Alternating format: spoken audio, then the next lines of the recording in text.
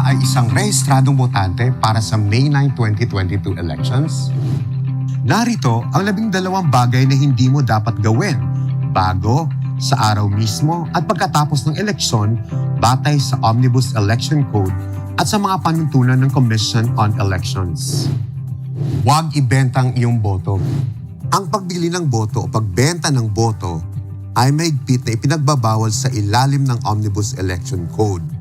Ito ay may kaukulang parusa ng pagkakakulong mula 1 hanggang 6 na taon, pagkadiskwalipika sa pagsilbi sa isang pampublikong posisyon at pagkawala ng karapatang bumoto. Ang isang partidong politikal na mapapatunayang bumili o nagbenta ng boto ay pamumultahin na hindi bababa sa 10,000 piso. Huwag pagpustahan ang resulta ng eleksyon. Ang kahit na anong pera o bagay na may halaga na itinaya sa pustahan para sa resulta ng eleksyon ay mapupunta sa estado. Huwag pilitin o takutin ang iyong mga subordinates, kabilang ang mga miyembro ng parokya o simbahan, mga kasambahay, o mga nangungupahan para ikampanya o iboto o hindi iboto ang isang kandidato. Huwag pilitin o takutin sa direkta o hindi direktang paraan ang kahit na sinong opisyal o kawani para sa eleksyon. Huwag magdala ng baril sa labas ng iyong bahay o lugar ng trabaho. Kahit na ikaw ang may permit to carry, kailangan mo pa rin ng sulat mula sa COMELEC na nagsasaad na ikaw ay maaaring magbitbit ng baril sa labas. Huwag bumoto ng higit sa 1 beses sa isang eleksyon. Huwag bumoto kung ikaw ay hindi rehistradong botante. Ang double voting o mas kilala sa tawag na flying voter ay may kaukulang parusa ng pagkabilanggo ng hanggang 6 na taon at multa na hanggang 10,000 piso. Huwag bumoto bilang kahalili ng isang rehistradong botante kahit pa may pahintulot.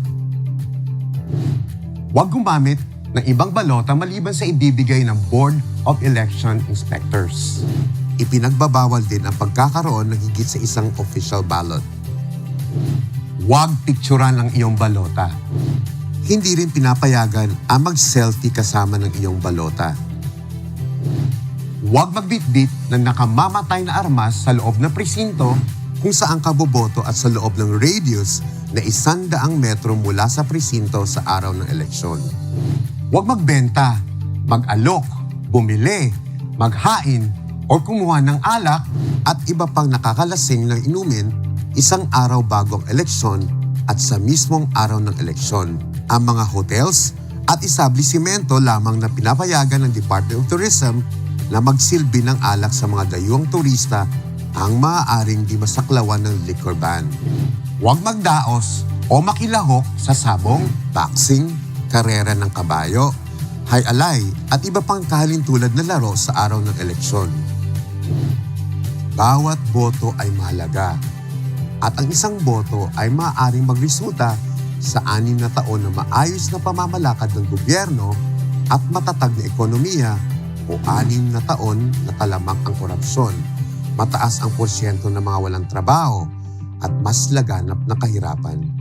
Protektahan mo ang iyong kinabukasan sa pamamagitan ng hindi pagbenta ng iyong boto. Tandaan, huwag matakot bumoto at bumoto ng tama.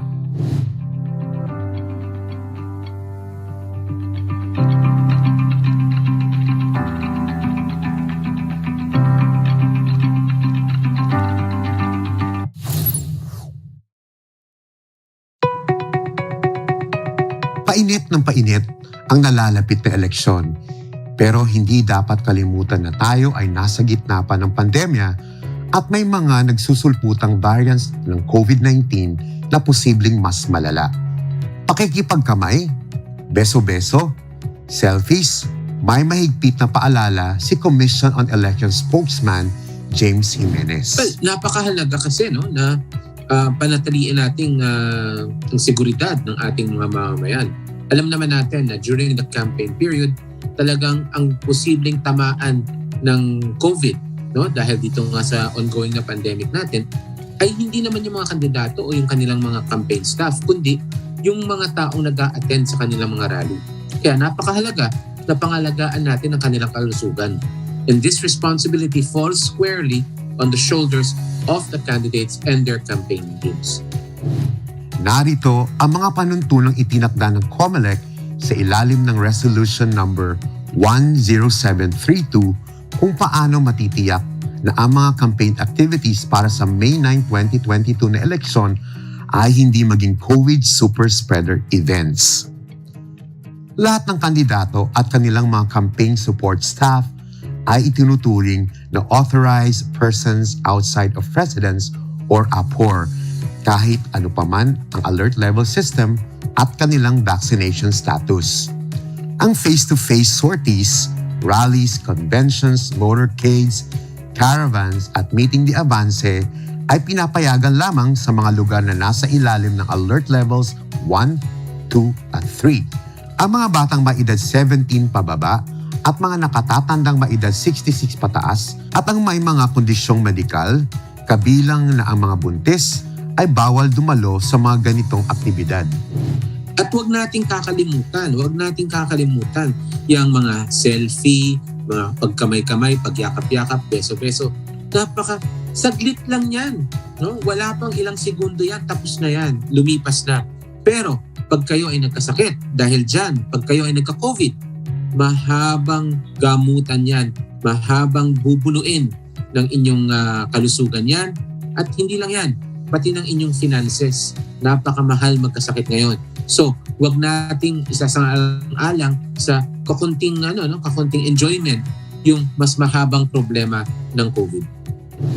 Ang indoor campaign ay hindi pinapayagan sa mga lugar na nasa ilalim ng Alert Level 4. Mga outdoor na aktibidad lamang na nasa 30% capacity ang pinapayagan.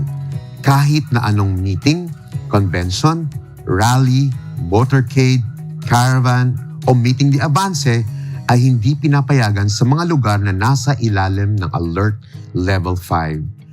Ang mga kandidato o ang kanilang mga campaign support staff ay pinagbabawalang gawin ang mga sumusunod. Huwag pumasok sa pribadong pamamahay habang nagsasagawa ng house-to-house campaign kahit pa pumayag ang may-ari ng bahay. Bawal ang pakikipagkamay, pagyakap, beso-beso o kahit na anong physical contact sa kandidato o mga kasama nila at sa publiko. Bawal ang makipag-selfie o pagkuha ng litrato na lalabag sa social distancing protocols. Bawal mamahagi ng pagkain o inumin upang maiwasang magtanggal ng face mask ang mga tao. Ang ating kalusugan at kasiguruhan sa panahon ng pandemya ay nakasalalay sa individual na pananagutan or individual responsibility. Kailangan tayo maging responsible tayo sa sarili nating mga gawa. Kung tayo ay mag-behave in a safe manner, magiging safe tayo lahat. Kung tayo mismo ang lalabag sa mga protocols na itinakda ng ating health authorities, talagang tataas ang tsansa ng infection in our population. So, kailangan doon sa mga botante, doon sa mga nanonood ng mga rally, kayo mismo, magkusa kayo na huwag ninyong gagawin yan. Tandaan, ang paglabag sa mga health protocols sa mga aktibidad na may kinalaman sa eleksyon ay itinuturing na election offense. Ang mga lalabag sa panuntunang itinakda ay nahaharap sa hanggang 6 na taong pagkabilanggo at multa na hindi bababa sa 10,000 piso. Maaari ding mawala ang karapatang bumoto pag ikaw ay nahatulang guilty sa paglabag sa mga protocols. Tunay na mahirap ang pangangampanya para sa eleksyon, pero sa gitna ng patuloy na public health crisis, ito ay higit pang naging masalimuot. Ang mga kandidato, ang kanilang campaign staff at ang publiko ay marapat na piliin lagi ang kaligtasan at kalusugan una sa lahat. Tandaan, huwag matakot bumoto at bumoto ng tama.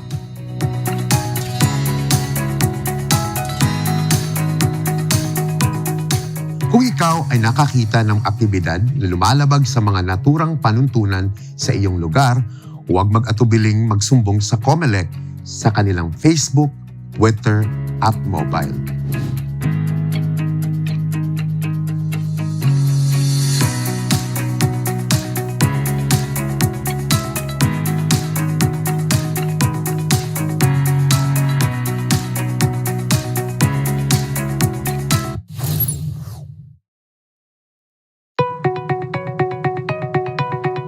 Kada eleksyon, pumipili ang sambayanang Pilipino ng susunod na lider ng bansa, ng taong magtatakda ng plano at polisiya para sa 6 na taon ng ating kinabukasan. Pero ano nga ba ang hinahanap natin sa isang leader? Sa anong mga kwalifikasyon natin titimbangin ang mga kandidatong nanliligaw para sa matamis nating boto? Dapat ang leader natin matapang, walang uurungan. Ang gusto kong kandidato ay yung magaling sumayaw at entertaining. Gusto ko yung matikas, yung magaling magdala ng sarili. Sana yung susunod na presidente mayaman na para hindi na mangurakot. Alam mo bang base sa ating konstitusyon, 5 lang ang kwalifikasyon para sa mga nagnanais tumakbong presidente ng Pilipinas? Una, kailangan natural-born citizen ng Pilipinas. Ikalawa, kailangang rehistradong botante. Ikatlo, marunong bumasa at magsulat. Ika-4, nasa edad na 40 sa araw ng eleksyon. At ika-5, residente ng Pilipinas sa loob ng 10 taon bago ang eleksyon. Simple, hindi ba? Walang itinatakdang kwalifikasyon base sa edukasyon, work experience o kayamanan. Pero simple nga bang tunay ang mga dapat nating hanapin sa susunod na leader ng ating bansa? Ayon kay Commission on Elections spokesperson James Jimenez, marami pa tayong pwede at dapat hanapin. Very basic o payak ang ating requirements. Ibig pa sabihin nito na yan lang ang kailangan nating hanapin? Siyempre hindi. Yan ang tinatawag nating minimum.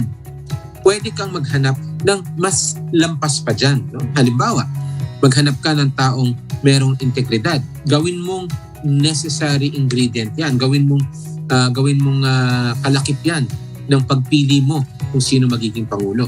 Kailangan may integridad, kailangan may kakayanan, kailangan magaling, kailangan matalino, at kailangan nagsasabi ng katotohanan sa bayan.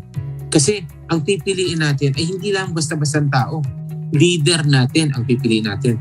Leader natin na bibigyan natin ng napakalaking kapangyarihan.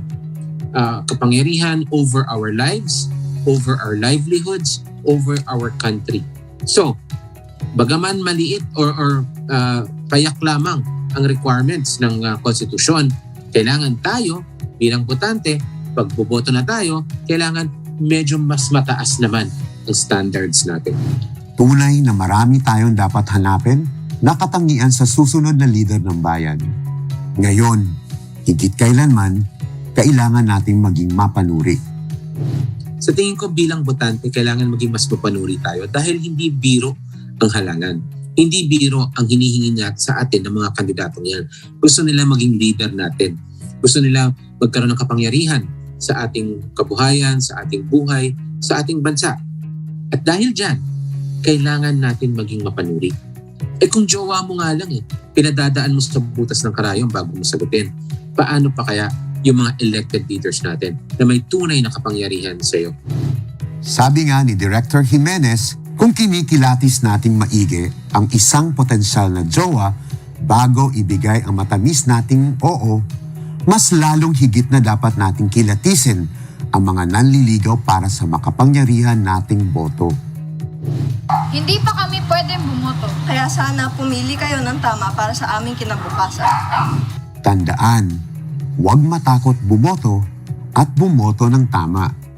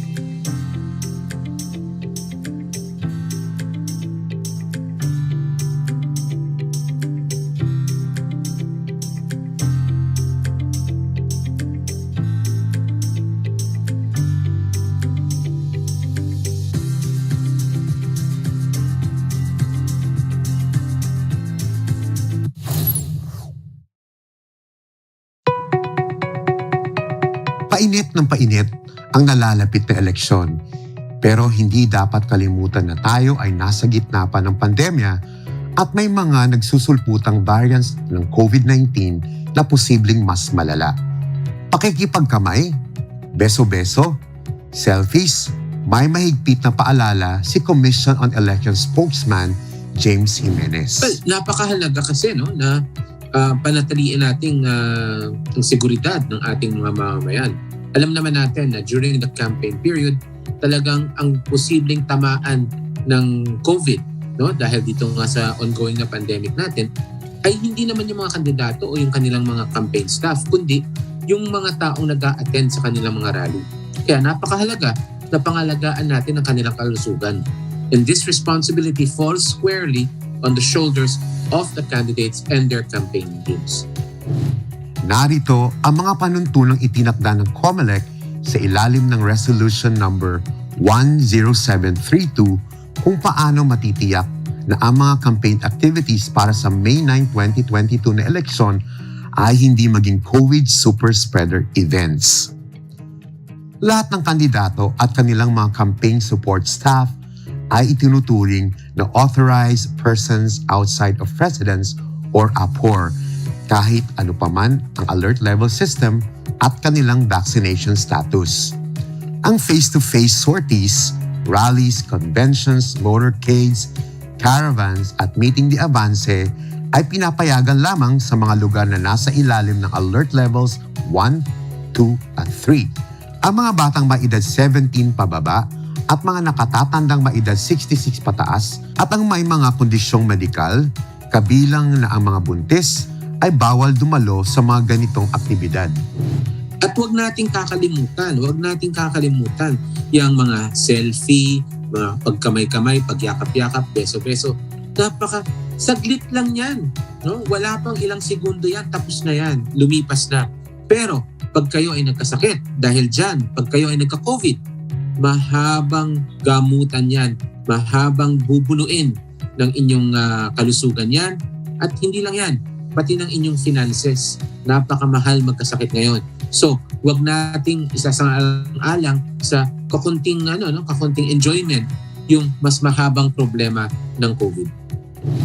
Ang indoor campaign ay hindi pinapayagan sa mga lugar na nasa ilalim ng Alert Level 4. Mga outdoor na aktibidad lamang na nasa 30% capacity ang pinapayagan. Kahit na anong meeting, convention, rally, motorcade, caravan o meeting de avance ay hindi pinapayagan sa mga lugar na nasa ilalim ng Alert Level 5. Ang mga kandidato o ang kanilang mga campaign support staff ay pinagbabawalang gawin ang mga sumusunod. Huwag pumasok sa pribadong pamamahay habang nagsasagawa ng house-to-house campaign kahit pa pumayag ang may-ari ng bahay. Bawal ang pakipagkamay, pagyakap, beso-beso o kahit na anong physical contact sa kandidato o mga kasama nila at sa publiko. Bawal ang makipag-selfie o pagkuha ng litrato na lalabag sa social distancing protocols. Bawal mamahagi ng pagkain o inumin upang maiwasang magtanggal ng face mask ang mga tao. Ang ating kalusugan at kasiguruhan sa panahon ng pandemya ay nakasalalay sa individual na pananagutan or individual responsibility. Kailangan tayo maging responsible tayo sa sarili nating mga gawa. Kung tayo ay magbibehave in a safe manner, magiging safe tayo lahat.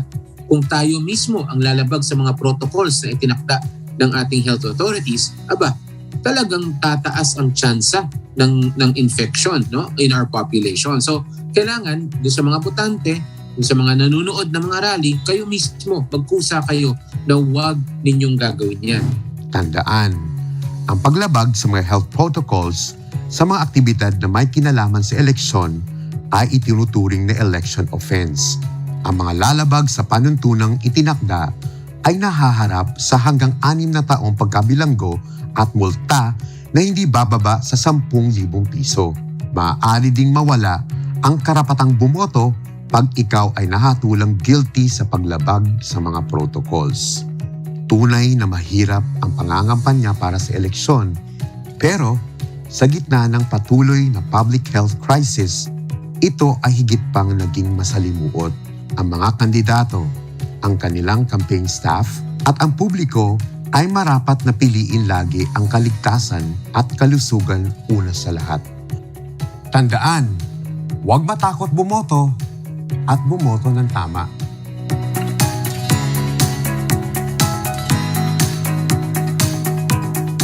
Kung ikaw ay nakakita ng aktibidad na lumalabag sa mga naturang panuntunan sa iyong lugar, huwag mag-atubiling magsumbong sa COMELEC sa kanilang Facebook, Twitter at mobile.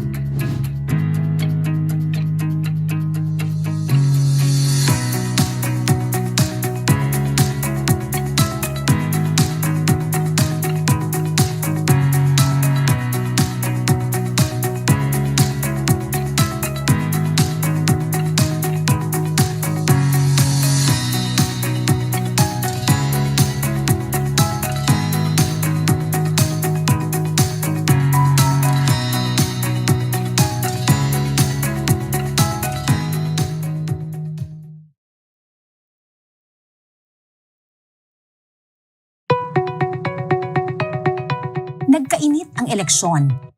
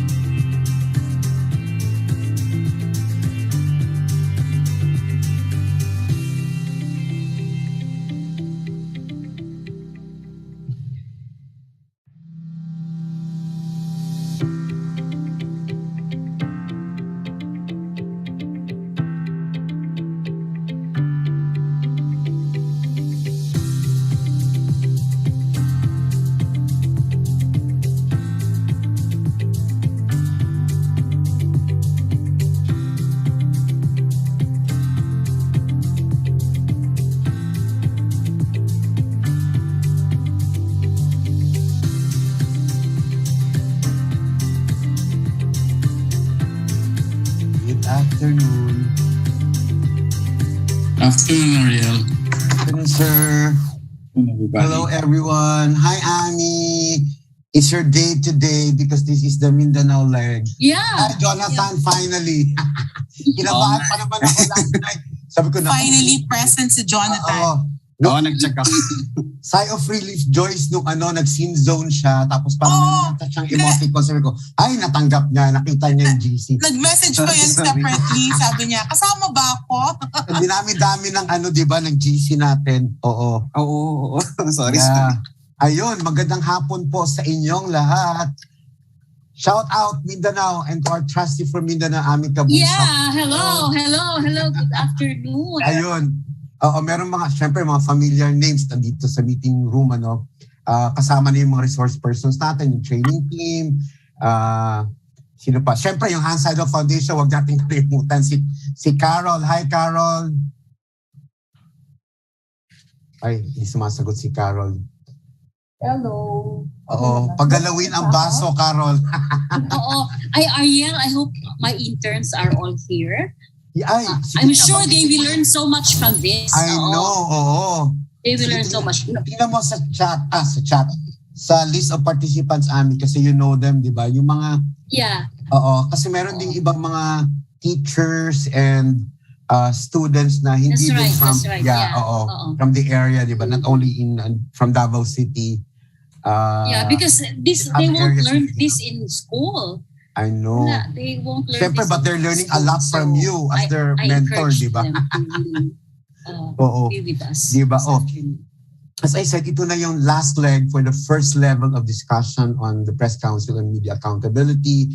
And after this, kasi we started with Luzon, di ba, right? Joyce and Ami start with Luzon, tapos Visayas and Mindanao. The second level will be face-to-face na. O ayan, face-to-face na ha. Hybrid pala yun, Ami. So bigo, actually ang first stop natin after nito on May 31, if I'm not mistaken, George, is Davao. So Yes, because that Ami is already very said correct. yes to creating a media press council, una niyan Davao, tapos in June yun na yung Visayas and Mindanao. And Yeah. Caroline of Hansel Foundation listening to us kasi ina-arrange pa natin everything para, syempre after 2 years, George, ito na yung first natin na face-to-face, na hybrid pala. So yun, We're all excited to do this. see each other face to face. Yeah, oo. So, di ba yung iba dyan na talagang they're aching and raring to see each other. Ito na yung time. Malapit na po. Konting tiis na lang. Ayun. Umpisa na natin kasi andito na tayo lahat, but some are actually watching us live by FB streaming. So, okay lang po yun. And those who cannot be present in today's activity, there's always the YouTube channel of PPI for you to watch for the proceedings. Ipopost namin yung link after. So lahat po ng mga seminars ng PPI nasa YouTube channel. Simple lang, Philippine Press Institute. And for more details of our programs, na yung sinasabi, Joyce, kasi sa dami-dami nating activities every month, meron tayong weekly, meron month, etc. Tapos meron pa tayong World Press Freedom Day. So kailangan antabayanan nyo sa aming Facebook page, tsaka sa Facebook page ng Seidel Foundation for also details on their programs and syempre activities natin. Meron pong activities na Seidel na kasama yung PPI, but for most of their projects under the tutelage of Attorney Guts and Caroline, marami pong ginagawa yung PPI. This is just one of those. And I think Prof. Gary, former chair of the Philippine Press Council, would agree that this is actually a landmark initiative by the Philippine Press Institute together with the regional trustees of the Philippine Press Institute. Because, Joyce, bakit? Sila will be at the helm in the creation and the leadership of the councils. It will not be owned by PPI, as Sir Gary said in our National Press Forum. And thank you pala sa lahat na nanood at umattend ng ating National Press Forum. And we're so happy that you always do not forget to attend ng National Press Forum ng PPI. Sanay kayo na face-to-face. Pero as I said, malapit na. Especially yung awards ng PPI. So magpa-plug lang ako other activities ng PPI. So there's this annual Community Press Awards happening in November also. It's going to be face-to-face with the Board of Trustees, with finalists, winners, the judges, and the screen committees. And hopefully this year will be the start of the face-to-face na may hybrid. And by next year, arangkada na tayo, Joyce, ano? So wala na naman tayong tulugan yan by next year kasi travel, etc. But we're happy Ariel, that... i-plug muna siguro natin yung pinaka-parating na, no? Which Sige, is go. on Monday, May 2. Please join us sa ating World Press Freedom Day. A forum, very exciting. Out of the 10 presidential candidates, at least 5 or 6 have already committed to either have already sent their videos or committed to send their video messages. Baka lang manibago kayo, this is the first time that PPI is actually inviting candidates. And this is not electioneering on our part. Yeah. This is more of getting their commitment sa pagtatanggol at pagprotekta sa press freedom, and whoever wins, holding them accountable sa kanilang commitment, sa kanilang ipinangako during our World Press Freedom Day Forum. Kasi may resibo dahil may video message. Yes, importante ang resibo ngayon. Napapakita. Ito yung binanggit niyo. So ito na yun. We're holding you accountable, di ba? But also, speaking of plugging, there's an activity by Ami's group. Ami, ikaw na nga mag-plug, Ami. Is also a significant and landmark activity organized by the group of Ami in Mindanao. Please, Ami, I give the floor to plug it, promote it. Ano ngayon? Ano ba yan? Humihingi ka pa nga ng message sa akin, recorded nga lang. Kasi dami mong sinasabi, hindi ko na makita yun. Hindi ko na malaman ano yung sinasabi mo. Bangsamoro. Ano yung Bangsamoro? What about kasi actually women journalists in Bangsamoro. Okay. Yes. Now she remembers. I am preparing. Actually, I am preparing for a training starting tomorrow, April 28 to 29. The first ever conference gathering of women journalists covering the Bangsamoro. So we have people coming from Lanao del Sur, Sulu, Basilan, Tawi-Tawi, Cotabato, Maguindanao. And they're all, sa kasalukuyan, they're all Davao City because arrival is today. So, wow. This is congratulations in advance, Ami. Kasi first time din natin magkikita only women journalists. Live ba ito? Merong Facebook live streaming? Wala. Closed door or kayo lang? Hindi hybrid? Kasi face-to-face kayo, ano? Oo, face-to-face kami. First time, we're so happy. Kaya nga, oo. Congratulations. And you know what happened in Barm, di ba, recently, last Friday, and last Saturday pala, and it will really change. I hope it will really fingers crossed. Things in Mindanao. Yeah. Ayun, maraming salamat. Ayun po mga activities ng PIPA at activities ng Trustee from Mindanao namin, si Amalia Cabusaw, Editor-in-Chief of Mindanao Times, also the official representative ng Mindanao Times sa PPI. She's also Vice President ng PPI.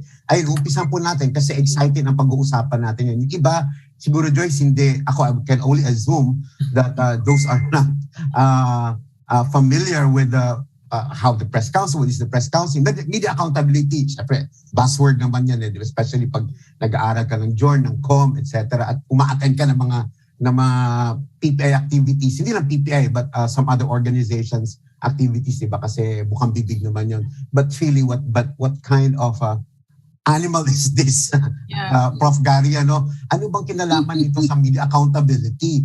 Bakit kailangan natin ang isang media or press council? Bakit naging successful yung sa Cebu? Bakit meron sa Cordillera? Ano nangyari sa Philippine Press Council ng PPI? So, ganito mga bay pag-uusapan ngayon. But let's just set the tone. I'd like to call the chairman and president of the Philippine Press Institute to give his inspirational talk. Diba, Joyce? Huwag natin yung welcome, but really an inspiring message from him. Please welcome Mr. Rolando Rolly Estabilo, also the publisher of Manila Standard.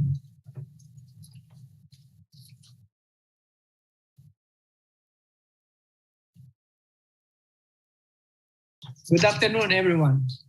First up, let me welcome everyone to this PPI webinar on Media Accountability and Press Council. Allow me to thank Attorney Cheking Xiares of the Cebu City Press Citizens Council for acknowledging PPI for its paid work it initiated 8 years ago that led to the establishment of a press council in the Queen City of the South. Kudos we must give to my predecessor,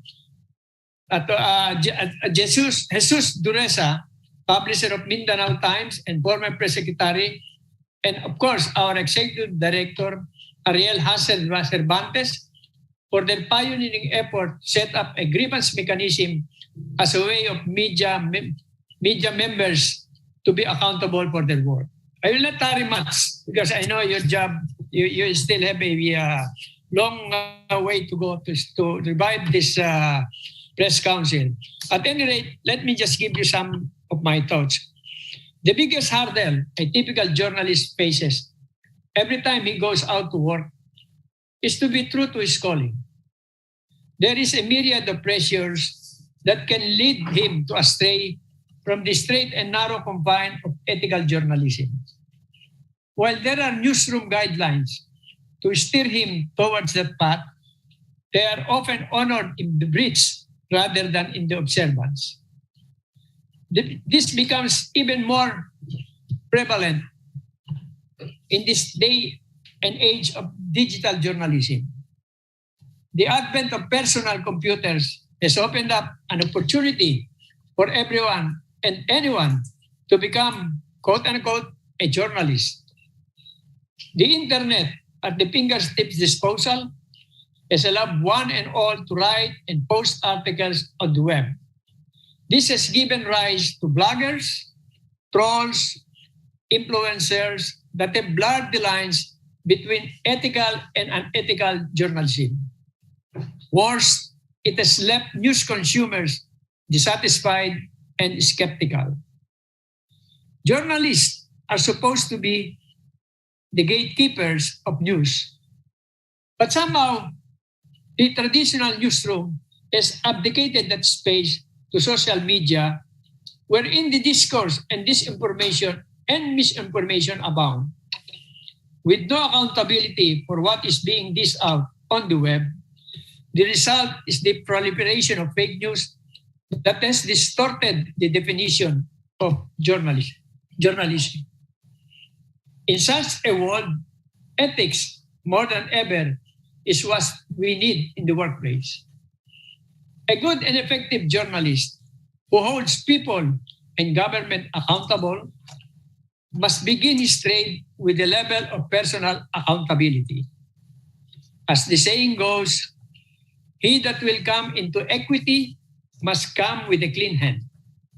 Simply put, ethical journalism begins with oneself by being accountable for his work. This entails factual information, hard evidence, balance, and impartiality in news articles crafted in outstanding grammar, spelling, and punctuation. In all this, humanity must be present by drawing the line between hurtful and harmful. This makes for credibility, which is at the heart of journalism in one's work. By getting facts right, which in turn is the cardinal principle of journalism, accountability comes to the fore, a sign of professionalism and responsible journalism. But as I said at the outset, many media practitioners fail to observe morally driven rules as they buckle down doing their job amid internal and external pressures. The result? Complications and conflicts set in that in many instances need law's intervention.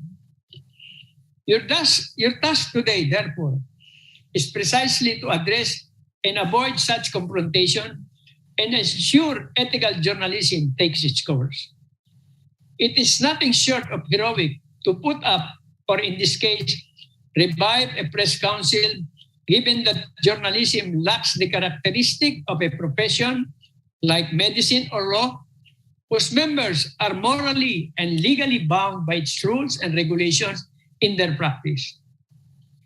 Journalists, in contrast, are the disparate lot whose access to journalism is not restricted by a professional body to ensure its independence. But that independence, by and large, has been taken out of context by many of our colleagues. Just because the press is free doesn't mean it can report, write, or publish anything it wants. Admittedly, some of us in media do not always do a good job and don't perform well. We don't live up to our own standards as a watchdog for the public we serve. Can we now blame if the public views us with distrust and ask who is watching the watchdog? Thus, your effort today to revive the PPI Press Council is in the right direction to correct that negative perception of journalists and media. It is an avenue for redress for any breach of the code of ethics we ourselves crafted.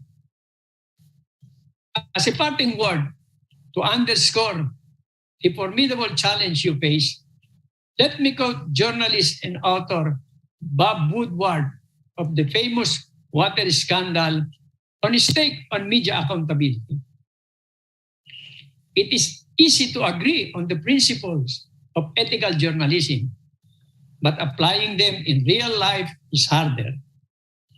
Because, he said, the goal to reveal the truth can sometimes clash with the duty to limit harm. It is up to journalists and editors to choose how to act in such situations. Ladies and gentlemen, it's your call now. Good afternoon. Thanks very much, Chairman Stabilio. By the way, my name is Ariel Sabelin. I'm the Executive Director of the Philippine Press Institute. Joyce, dito pala ang dami ng take-away, no? Ng mga insights sa binanggit ni Sir Rolly. May din mamaya yan ng mga resource persons. At mababanggit din naman yan eh. At this point, I'd like to call because you always thank Hans Seidel Foundation for giving us the support, not support, but the leeway to do a lot of things now within our mandate, Joyce. No? Let me call one of the project directors of Hans Seidel Foundation to represent the resident representative of Hans Seidel Foundation to the Philippines, Attorney Gus Heineke. Please welcome Caroline Lee. Hi, Carol. Hello, good afternoon, Ariel. Please let me know if the audio is coming through well. You're okay. It's coming through well. Yeah. Thank you. Okay, a good afternoon to one and all. Of course, a good afternoon to Mr. Rolando Estabilio, PPI Chairman, to you, Ariel, of course, to Joyce, our colleagues, our PPI colleagues in Mindanao. I'm Caroline Lee, Program Coordinator of the Hans-Seidel Foundation. And, well, just a few words about the Hans-Seidel Foundation. It is a German NGO that has been involved in development cooperation projects here in the Philippines for more than 40 years now, working with local partners on a long-term project basis. And speaking of building up democracy and good governance, and speaking of democracy, that of course includes an independent and free media. And just having listened to the inspiring message from Mr. Estabilio, of course, one tends to remember to add the objective, what he was mentioning about accountability. So today, we will be having a discussion on the topic of media accountability and the Press Council. We are with our third leg, Mindanao leg, and warm afternoon, good afternoon to our colleagues in Mindanao. And of course, later on, our speakers, our esteemed lineup of speakers will be introduced. And basically, we will be discussing why there is this need for media accountability and what exactly is a press council, how do you set it up, and how does one sustain this? So how important is this overall? Based on the feedback so far from the previous legs, Luzon and Visayas, there has been a warm response. And I believe that's also why we're looking forward to the hybrid versions in the coming months. So with that, I shall end there so we can have more time for the discussion. I wish everyone a very fruitful, exciting discussion. And a good afternoon to all of you. Also to our PPI Mindanao trustees, Mr. Adrian, Michael Amatong, and Ms. Amalia Pagusal. Good afternoon. Thank you. Thanks, Carol, for joining us today. Thanks very much, Hansel Foundation. At this point, ay tuloy-tuloy na ating diskusyon sa ating napakahalang pag-uusapan ngayon, but we just call our seminar director, also news editor of Manila Standard today, Joyce Pañares. Good afternoon to you, Joyce. Hi, Ariel. Good afternoon. Good afternoon, Carol. Kay Sir Rolly who joined us earlier. Sa lahat ng ating participants today. Siksikliglig po talaga yung line-up natin pag ganitong Media Accountability and Press Council legs natin. Pero siguro, bago natin tawagin yung unang speaker natin, dugtungan lang natin yung sinabi ni Sir Rolly kanina. Siguro yung mga pinakamahalagang takeaways doon. Una, paano palalakasin ng Press Council at ng pagdiskusyon about media accountability ang ating hanay. Why is it good for us that we were doing this? And paano natin mai-implement? Kasi syempre yung concept napaka-gandang pag-usapan, napaka-daling sabihin na yes, we need this, pero paano siya ma-implement on the ground? And across our speakers today, from the first one up to the last, ma-discuss po natin kung paano yung concept, yung theory, paano yung implementation, at kung paano pa siya pwedeng mapaayos o matweak pa natin depende sa needs ng local press councils natin. So without further ado, I'd like to call our first speaker. He is the former chairperson of the First Philippine Press Council, Mr. Professor Gary Mariano, and he will be discussing the need for a local press council as a means for accountability and self-regulation. Professor Gary, good afternoon po. Good afternoon, everybody. So allow me to share my screen. Yes, sir. Okay, so. Go ahead, sir, please. Thank you.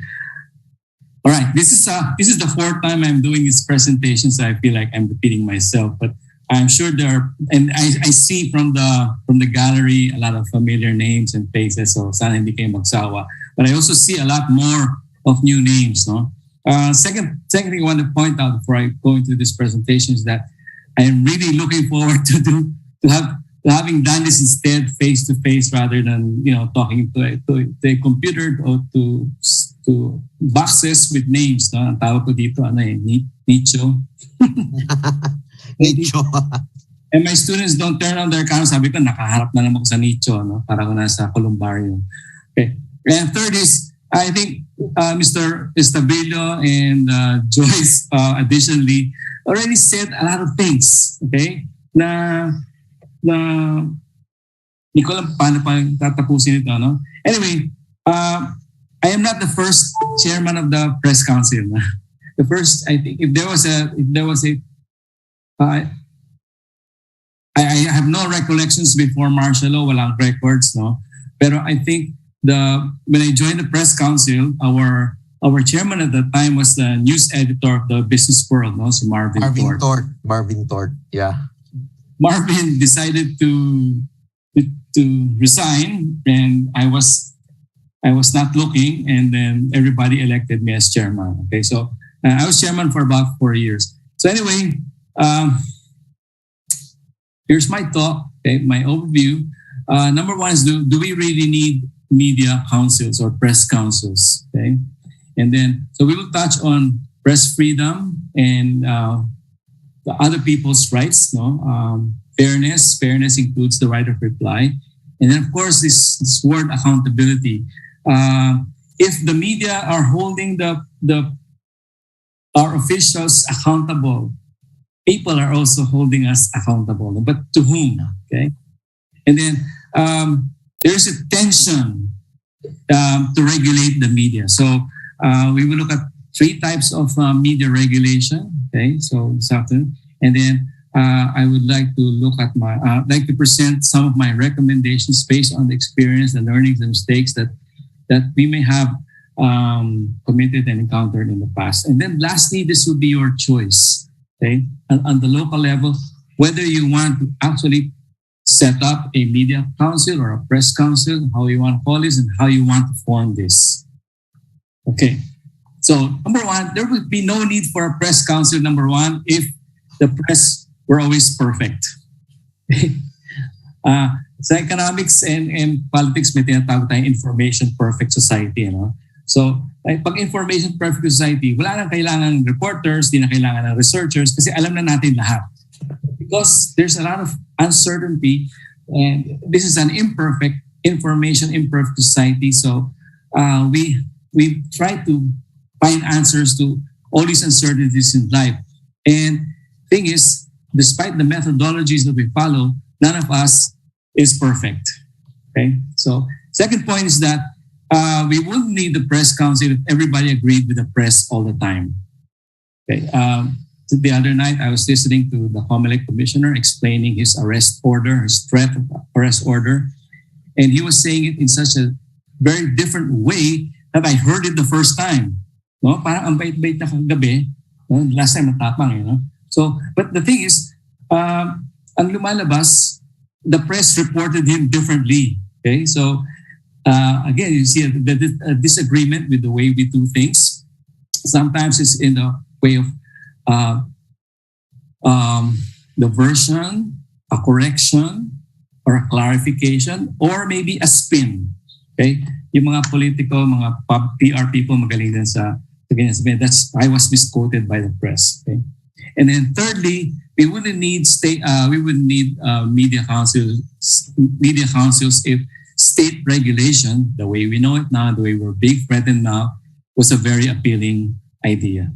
Okay, and then lastly, we wouldn't need press councils if the press, the media at this point already has a firm, serious, and unconditional commitment to the right of reply. Okay, I would suppose you would agree with me with the first 3 points, but in the last one, medyo debatable, no? Kasi some newsrooms, some editors, some reporters will say that they already practice this to a certain extent, some greater than the others. Okay. All right, so we're talking of two rights here. From our Constitution, first, the right, the freedom of the press. Actually, the bigger freedom is freedom of speech, and bigger than the freedom of speech is the freedom of expression. Okay, and when we talk of press freedom, we're talking of two general areas. One is freedom from prior restraint or censorship, and the second one is freedom from punishment for non-malicious publication. And legally, this is defined as fair and true report of things for as long as done in good faith. So good faith being the opposite of malice. So those of you who have taken libel classes on libel law, malice is the fourth element of libel. Okay, libel is punishable because it's harmful and malicious. However, there are some statements that we make, there's some statements that reporters cover, especially when they're using their privilege of fair and true reporting, that can be harmful, but they're not malicious. Okay, so a big difference there. On the other hand, the people we write about, the people we cover, we also have this, what we would call the right of reply. Okay, and so the right of reply can be invoked by people whose names are mentioned in the news, criticized publicly, and that this right of reply has to be honored in the same venue as the original publication. So, magkatumbas ito, no? Whereas we have our press freedom. On the other hand, if we mention the name of other people, then if they disagree with us, if they think that we are wrong, okay, then we should give them the right to reply. Okay, the right of reply is similar to what you might hear in legal terms, yung tinatawag na due process. Kasama sa due process yung the right to be heard. Okay, so there can be two kinds of rights of reply. Okay, one is the one we don't have, the version we don't want. Okay, and that is the imposed version.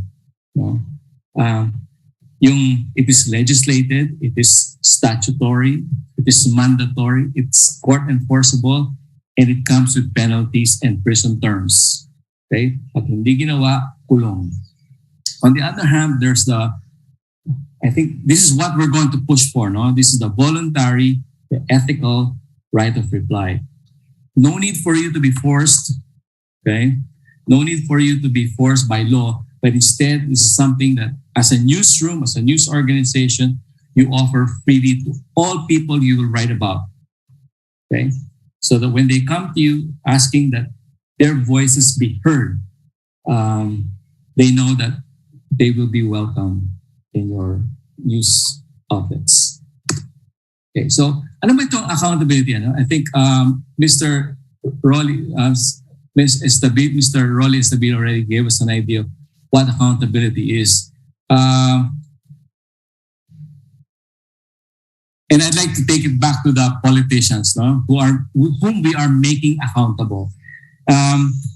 One of our duties as citizens is, of course, voting and paying taxes, and second duty. But after voting, after exercising our right to vote, there's also this duty for us to help our politicians succeed. And how do we help them succeed? By calling their attention from time to time. Mayor, pinangako mo. Senator, you said like this. President, you said like this. Ganyan. And the press is doing a very good job of that, no? Reminding people about their promises, reminding people about what they said, and then calling their attention to the times that the public officials have been inconsistent. Okay, so at the same time, the media will also have to be accountable to the public. Okay, so according to Kovac and Rosenstiel, our first loyalty should not be to ourselves or to our parents or to our employers or editors, but as journalists and future journalists, your first loyalty should be to the citizens that you serve. Okay, number one is you have the commitment to tell the truth. Okay, so of course, truth is a very, very vague philosophical concept, very difficult to grasp, and sometimes we are more comfortable with the empirical, tangible facts. Okay, although we know that you need facts to support your truths. We know also that facts can be used to distort truths. Okay, so at the very least, as reporters, you must be able to show proof that you are talking, you're presenting the truth. Okay, of course, the truth does not manifest itself completely in one day. For instance, how many people actually attended the rally last Saturday? Was it 520,000 as claimed by the organizers, or 70,000 as claimed by the police? Ang factual doon, the police said there were only 150 buses, okay, and 150 jeeps and so many tricycles. No, it's on their website. I find that questionable because just in my neighborhood there were 2 buses, and I know that there were thousands of neighborhoods in Manila that sent delegations and sent buses to the venue. So minsan if we stuck to just being factual and say this is what the police said, we know how far that is from the truth. Especially if you were there at the rally. I was not there. No. Okay. So as journalists, you need to show proof. Okay. How do you do this? Through verification and through attribution. Okay. I don't know which is more important, simply to attribute to a source, or to actually verify or subject the source to something a more stringent examination. I'd like to give another example. Prices of fuel went up yesterday. Okay, 4 pesos for diesel, 3 pesos something for gasoline. And all the Department of Energy said, and all the news reports simply said was, there's trouble in Ukraine and the supply is tight. However, if you look at the stock market, the prices for WTI crude in West Texas index are actually going down. Okay, they're lower this week. They were lower last week than the previous 2 weeks. So I don't see why the prices went up. But that sort of discussion never goes into the media, no? So kulang tayo sa showing proof. We also, as reporters, you also have to assure your readers, your public, your viewers, that you actually witnessed, interviewed people, or the actors themselves, or the witnesses. When I say actors here, I'm referring to the political actors, okay, the speakers, the people who did things. Okay. At the same time, we must realize that we have our imperfections. Okay. I keep saying this now. Maraming journalists, maraming columnists and politicians who are of the thinking that they are perfect, omniscient, and omnipotent, and omni everything. But in reality, we're not. That's why we are held accountable.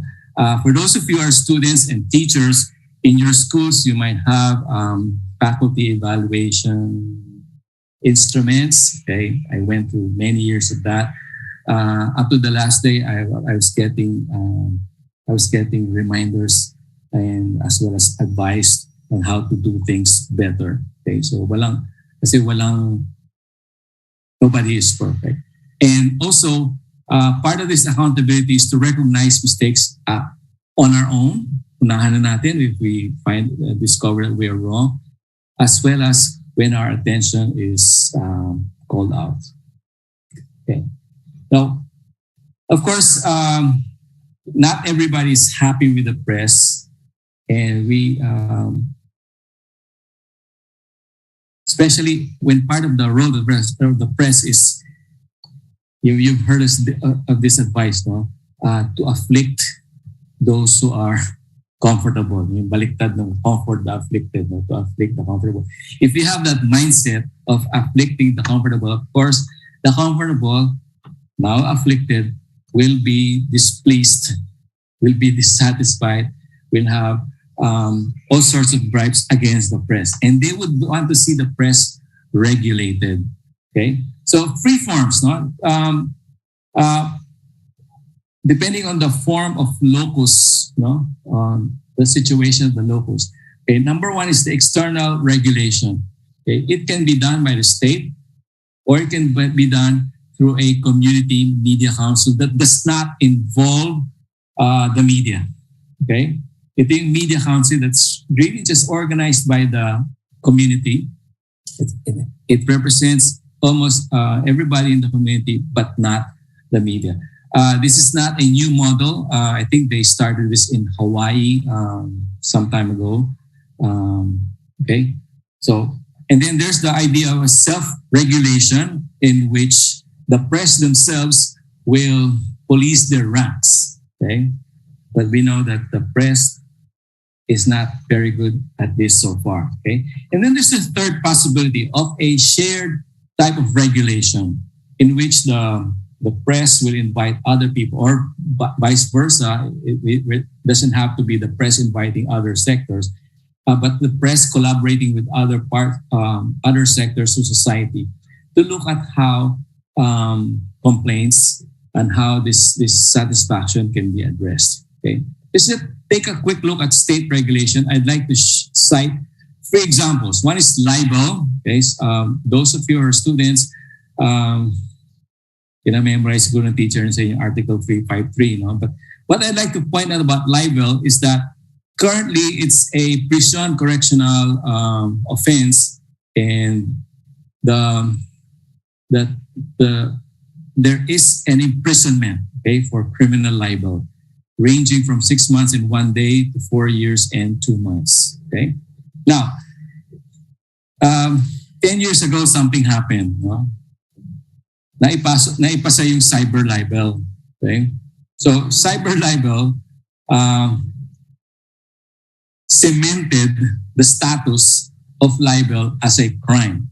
Okay, and what is worse, cyber libel is now a prison mayor offense. Okay, and for prison mayor, the penalty is higher. No, it's now 2 years, 4 months, and 1 day, up to 8 years. Okay, yung typographical error yan, you can attribute that to the law office that prepared this. No, I just got this computation from their website. Okay, so who can commit cyber libel? You don't have to be a professional journalist. You know?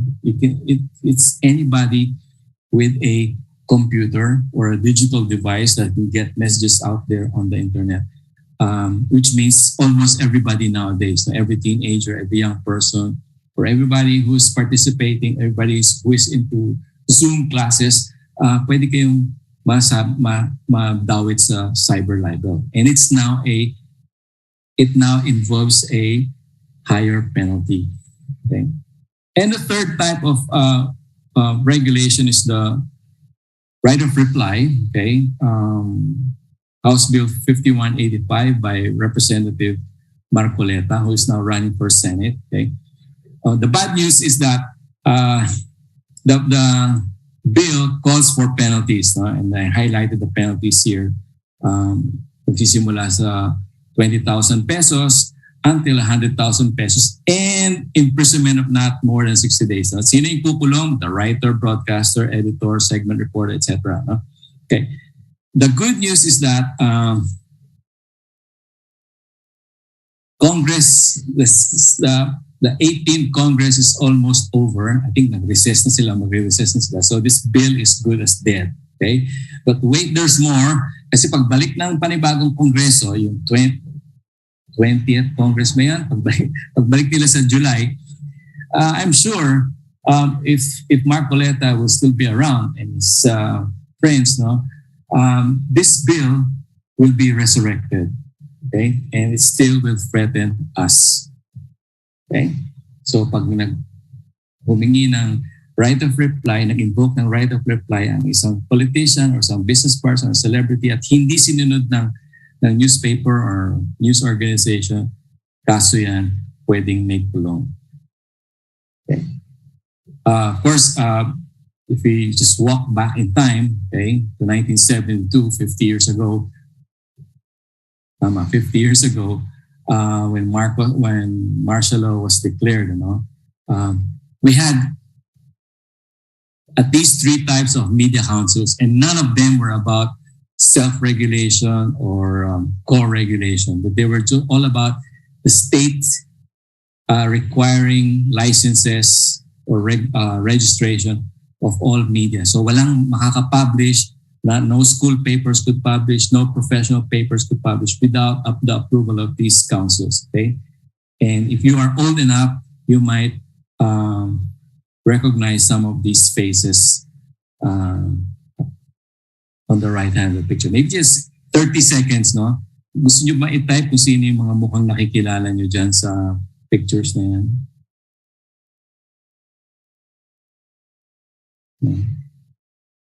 Maybe you want to take a picture of this screen and then save it for later. Okay. Now, ito naman self-regulation na tinatawag. Okay?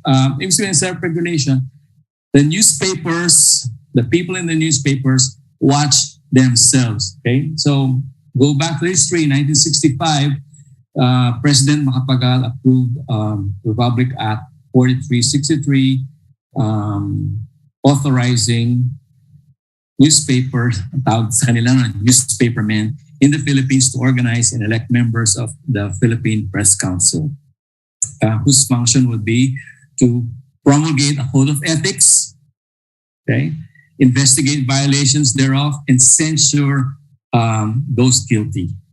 Okay, so na-organize ba itong press council na ito? Yes, because the year before that, 64, nag-organize na yung PPI, and the PPI took the lead here.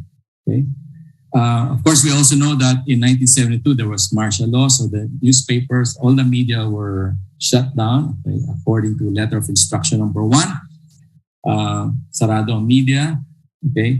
But in 1986, the dictatorship collapsed, okay, and PPI went through revivals according to the website 1987 and 1993, and by 1997, a code of ethics had already been adopted and promulgated. Okay, nakita niyo itong code of ethics nito sa website ng PPI. Okay, and I think this code of ethics is also shared by other groups like the National Press Club, the NUJP. Mr. Jonathan Santos can confirm that later on, and College Editors Guild. No, okay, and then in 2001 there was the expanded membership of the Press Council, which means that far from just being a group of professional journalists, they invited non-journalists to be members. Okay, and the Press Council identified three sectors: academe, law, and business. Of course, the method was not very representative, not very scientific. It was more of sa research ang tawag natin, very purposive, no? So they invited a retired Court of Appeals Justice, no, si Ramon Mabutas, to be the legal representative. They invited Chito Salazar of FINMA to be the business sector representative. And then I was invited as the academic representative. Okay. Maraming side stories yan, pero hindi ko na itutuloy. No? What happened was that we were the members. Yes, my question. The membership was expanded. Okay, and then in 2004, I was elected chairman of this press council. Okay, self-regulation. Okay, all right. So how did it work? How did the press council work when it was operating at that time? No? So it begins here from left to right. Okay, so if a news subject who had a complaint or a different version or a correction would write a reply to the publication. Okay? If the publication published the reply, then fine. And this is where we would like most of the cases to end, okay? With the publication publishing the reply. Okay? To me, this is the ideal situation. If the publication publishes the reply, then the press council doesn't have to decide on the case anymore. Okay, and I don't know if the editors, publishers would like to second my notion, that my idea that publishing the right of reply, publishing replies helps cut down or helps keep down the number of libel cases. Okay, so we can entertain your feedback later on. Now, in case the publication ignores the reply, then the news subject or the complainant can go to the press council or to go to the press council. Either the press council would dismiss the complaint. For what reason? We had our reasons. Meron kaming listahan. I will not go into detail today. Okay? Or if it found merit in the complaint, it would direct the publication, the offending publication, to publish the reply. Okay?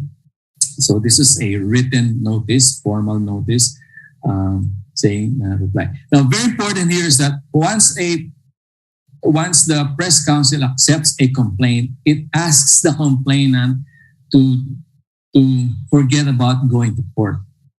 Okay, so we ask for this waiver, no? Parang itong incentive ito for the offending columnist or editor or reporter to publish the reply. No? Pag sinabing, okay, publish nila yung reply, wala nang demandahan dito.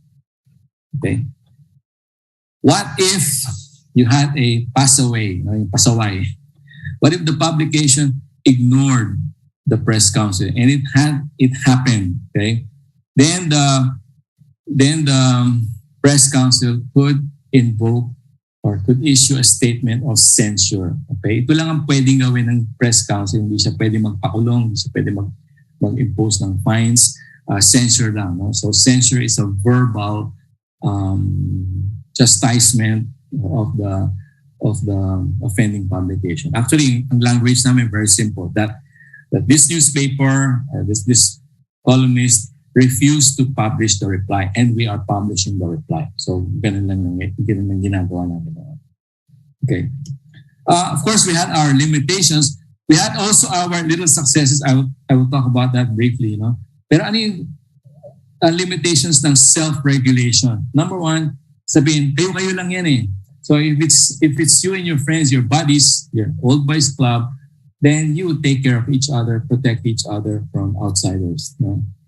It's like saying, yung students kayo, you have a complaint against a teacher, and then the panel is composed, the grievance committee is composed only of teachers, then maybe you become a little bit suspicious of that committee.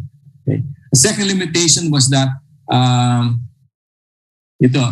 membership to the press council was limited to newspapers, print, and exclusive to PPI members. We all know that there are other newspapers besides that are not members of the PPI.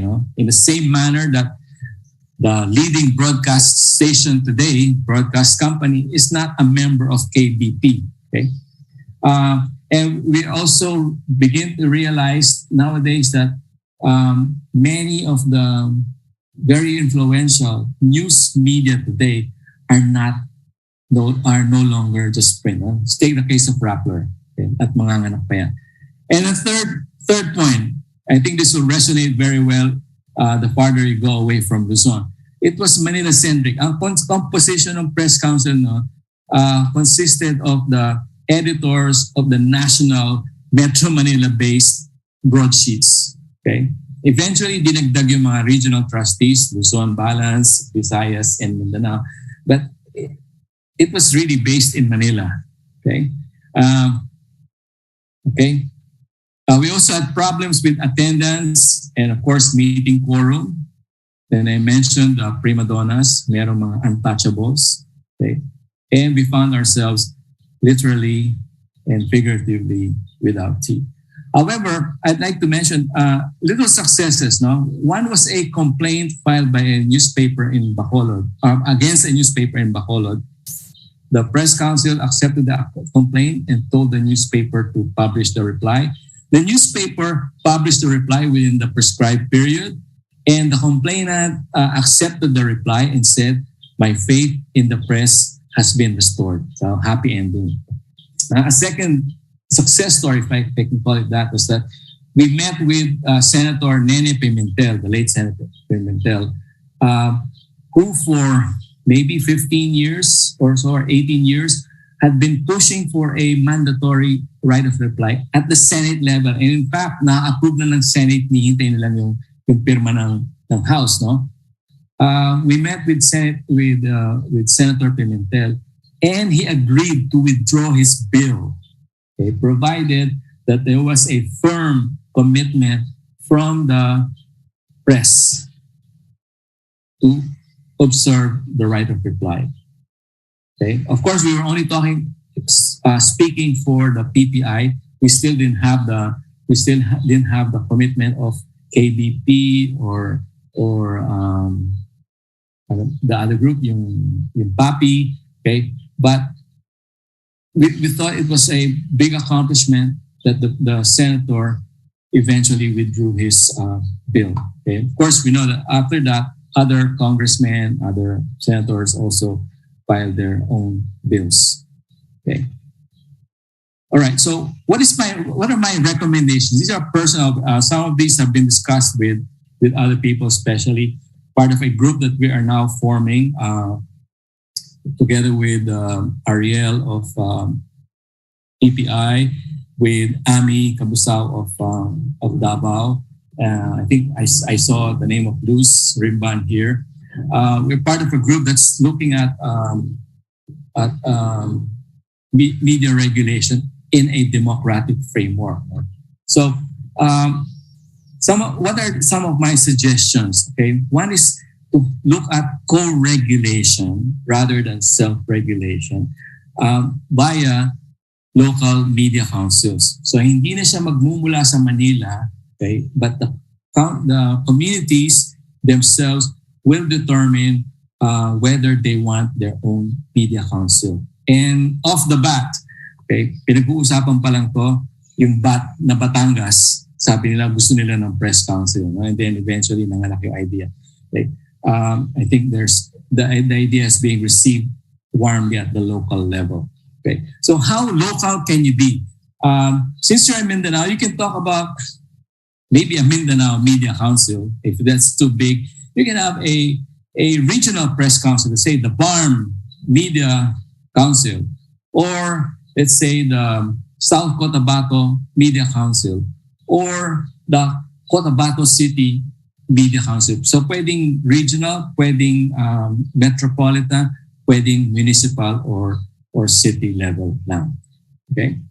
And then we're encouraging that we go beyond the PPI, no? To include other newspapers that are not part of the PPI. Go beyond print, isama ang news, radio, kasi sila yung meron ding mga kaso, no? Especially I think most of the EJ case, most of the impunious murders are being inflicted on black timer, radio black timers. So dapat isali din sila dito. And of course, ngayon may umuusbong na bagong media, and these are the digital media. Dapat kasama sila sa usapan ito. We are encouraging the PPI, okay, to support, inspire, animate, guide, lead, finance, whatever. But the PPI should not be the owner of these councils. Okay? And so we will ask the community to decide which sectors are to be represented. Like in the old press council, they decided it was going to be the academe, broadcast, business, and law. It will be up to you. Are you happy with those sectors alone, or do you want to involve police, military? You want to involve a church, you want to involve CSOs, you want to involve NGOs. Okay? Although suggestion lang, since we're talking about democratic frameworks, try to involve as little government as possible. No? But it's really up to you. And then second is the scope. You want to go beyond the right of reply. Okay? You want to go into, let's say, media literacy. You want to go into protecting people at risk, you know, especially during these days of heightened media exposure. Okay? And then the community should also decide on the mechanism, okay, and the forms of remedies. Anong klaseng punishment? Is it a shame campaign? Is it a retreat, recollection, confession, or something like that? Okay. And then we're looking at the possibility of the media councils as a recognized form. Maganda kung mangyayari ito, no? A recognized form of ADR. ADR is Alternative Dispute Resolution. This is a fairly recent law, no? Yung Republic Act 9285. So they're encouraging people not to go to courts directly, but to have alternative dispute resolution, either through arbitration or mediation. Sa barangay ninyo, meron kayong tinatawag na lupong tagapamayapa. Okay, that's a form of ADR. Okay? So we can present the media councils as a form also of ADR, so that we can have later on a law. We could start it out as a Supreme Court or DOJ memorandum to the courts, telling the courts that huwag kayong tatanggap ng libel cases pag hindi pa yung dumadaan sa media council.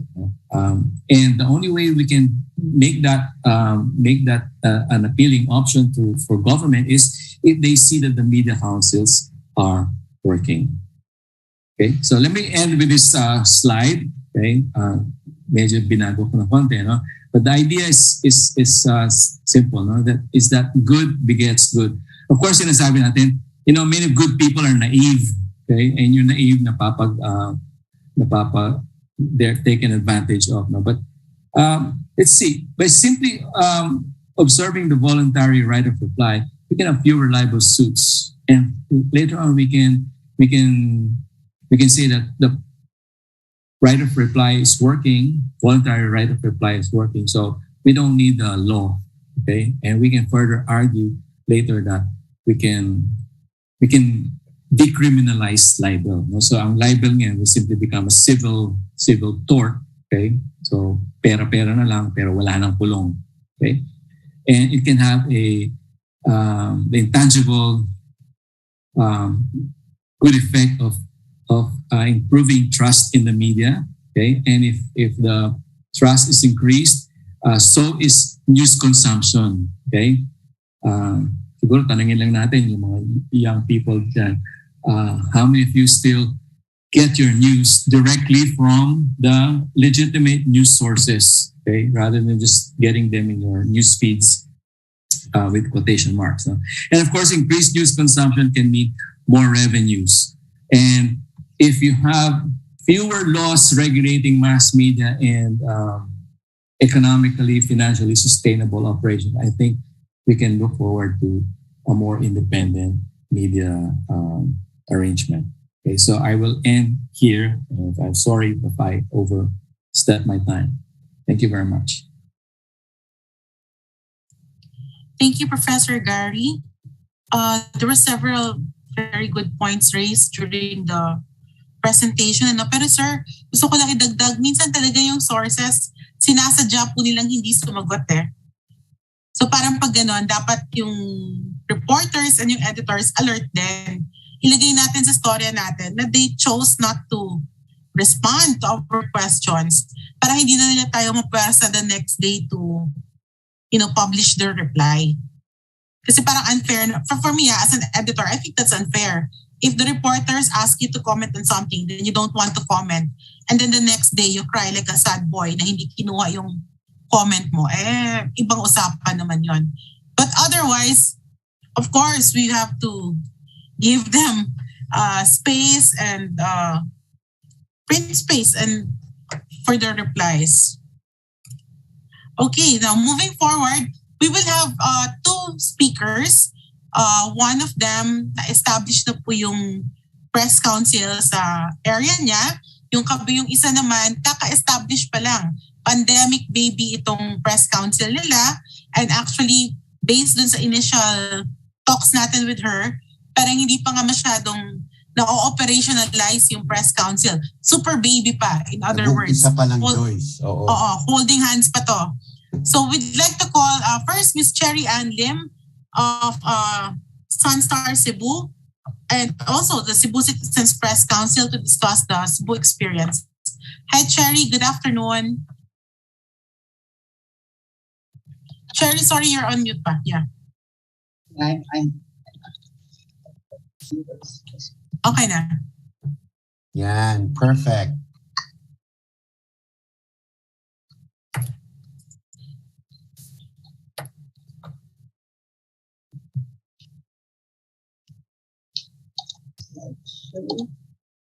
Can you see it?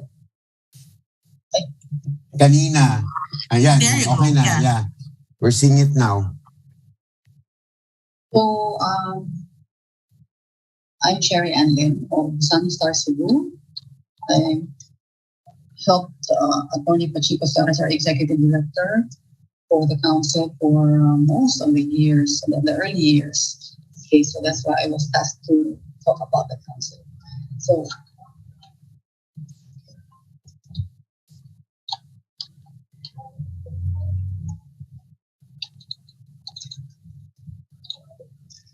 okay, first off, what are the purposes of the council? So we have four, and the first one is it's a platform for airing grievances. So this was mentioned by Professor Gary earlier, that it's intended to provide an added means of redress for aggrieved news sources.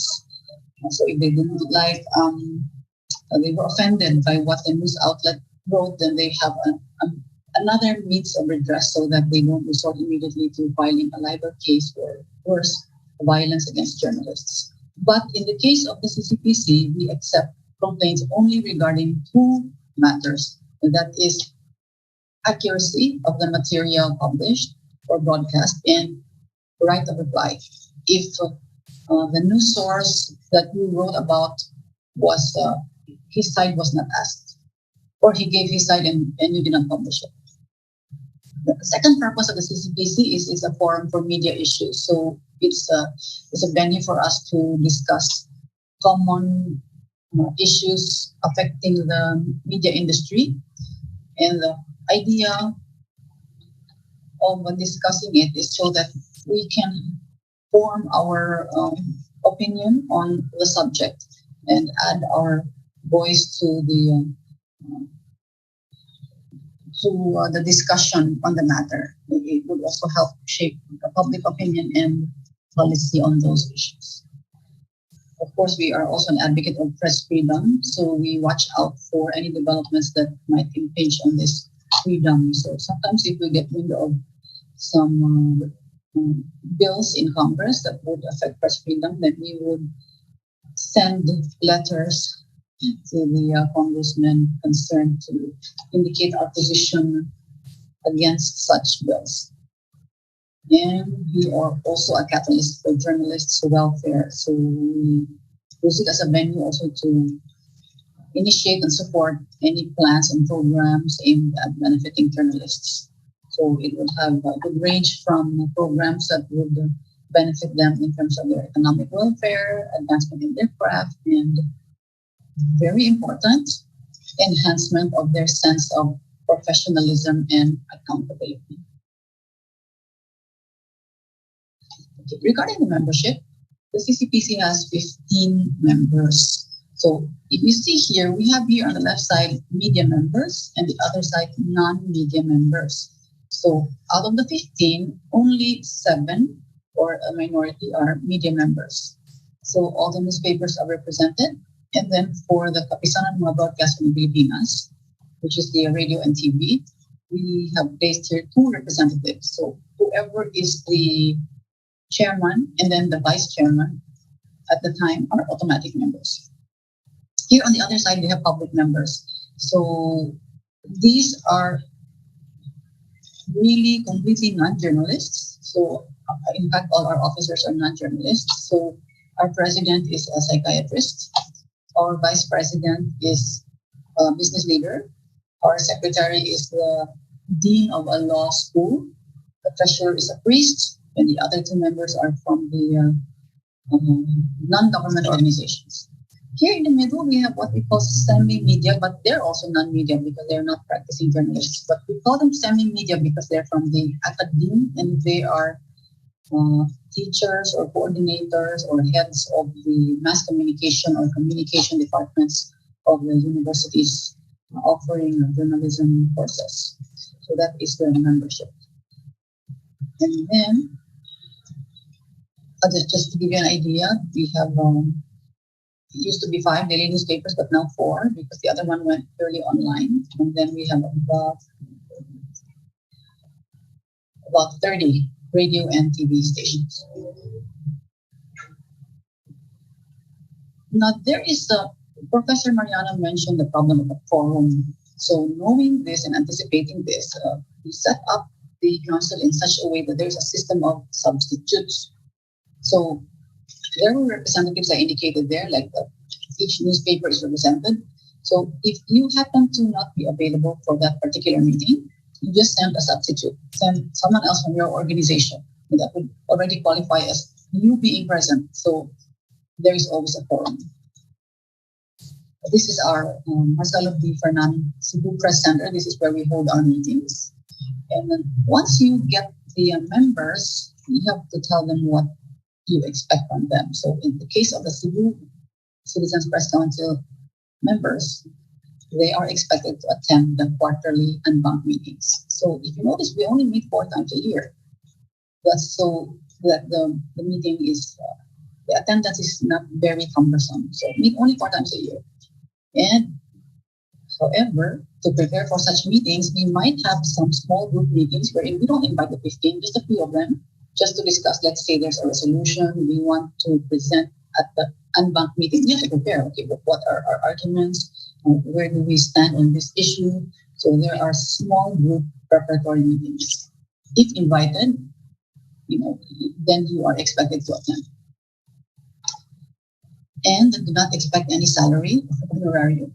because all the members serve for free, including the staff. So we just utilize our current, whoever is the staff in our media outlets, we just use them for free.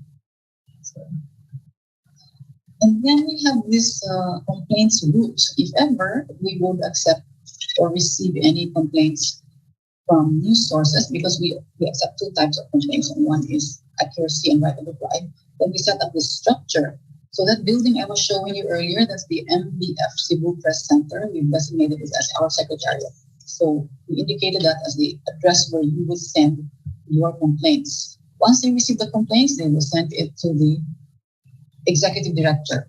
Our executive director, since time immemorial, has been Attorney Pachico Ciares, and he's connected with Sunstar. So if there are any complaints here that the MBF Press Center receives, they send it to Sunstar because the executive director is connected here.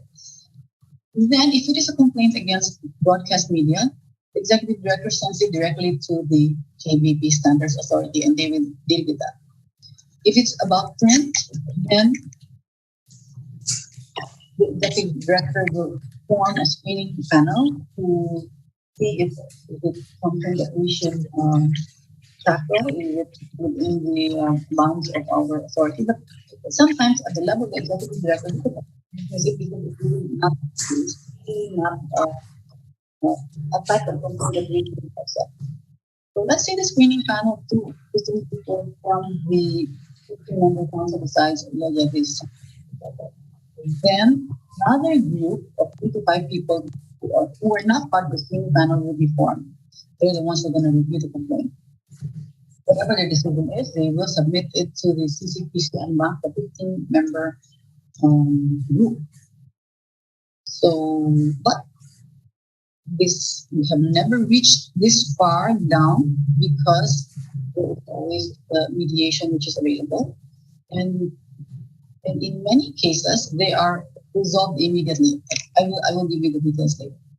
So we have never gone to this screening panel review board CCPC and bank route, but it's enough to just make a structure. So basic requirements for making a complaint. First, you must send your complaint to the offending news outlet, and only if they did not address your complaint through a clarification, correction, or apology, that's the only time that you can send it to the CCPC for action. But of course, you have to enclose the details of your complaint, subject of your grievance, and like Professor Mariano said, there's a waiver of the right to sue. So possibly we adopted many of the provisions that were already there with the council, the national one. So, okay, before we get there, I discovered after the first 2 lines that a very popular question raised for which I was not prepared was what were the types of some examples of the complaints that CCPC has received. So finally, I looked for the data, and I can tell you that from 2005, we received a total of 16 complaints, and 7 of them are regarding accuracy. So the news sources allege that the published material is inaccurate, and the 3 were about right to reply, and the others were not about either of the 2. So they are not matters for the CCPC to tackle. So just to give you an example of matters that were sent to us but were not about CCPC, but just because we addressed it to CCPC, we still counted it on the CCPC complaint. For example, there was one who complained that he gave materials, like information, to a reporter who lost the documents. And we said, it's not a matter for the council. So it was dismissed immediately by the executive director because loss of documents is not about accuracy or right of reply. If he's forgetful, if your reporter is forgetful, it's not it's not something for us to tackle. And there was one who complained about copyright infringement. He said that a news outlet used part of this material without asking for permission. So copyright is also not one of the things that CCPC to tackle, but we still forwarded it to the media outlet concerned, and that media outlet was the one who communicated with the complainant. The other thing, there was one guy who complained that why did this journalist drag his name in a story about a scandal? And then this was also not a CCPC matter because it's an editorial decision on what details he will include in the story. He did not say it was inaccurate. He did not say it was about right of reply. This was a complaint against broadcast, so we forwarded it to the KB. And then there were others who complained that we wanted the three news outlets in Cebu to investigate a certain matter. I guess the three outlets did not investigate. So he complained about why none of them wrote about the story, even he had made documents available. So we sent his complaint to the three. And the same guy also had a complaint about right of reply, wherein he said that he sent a letter to the editor to correct errors made in a published story, but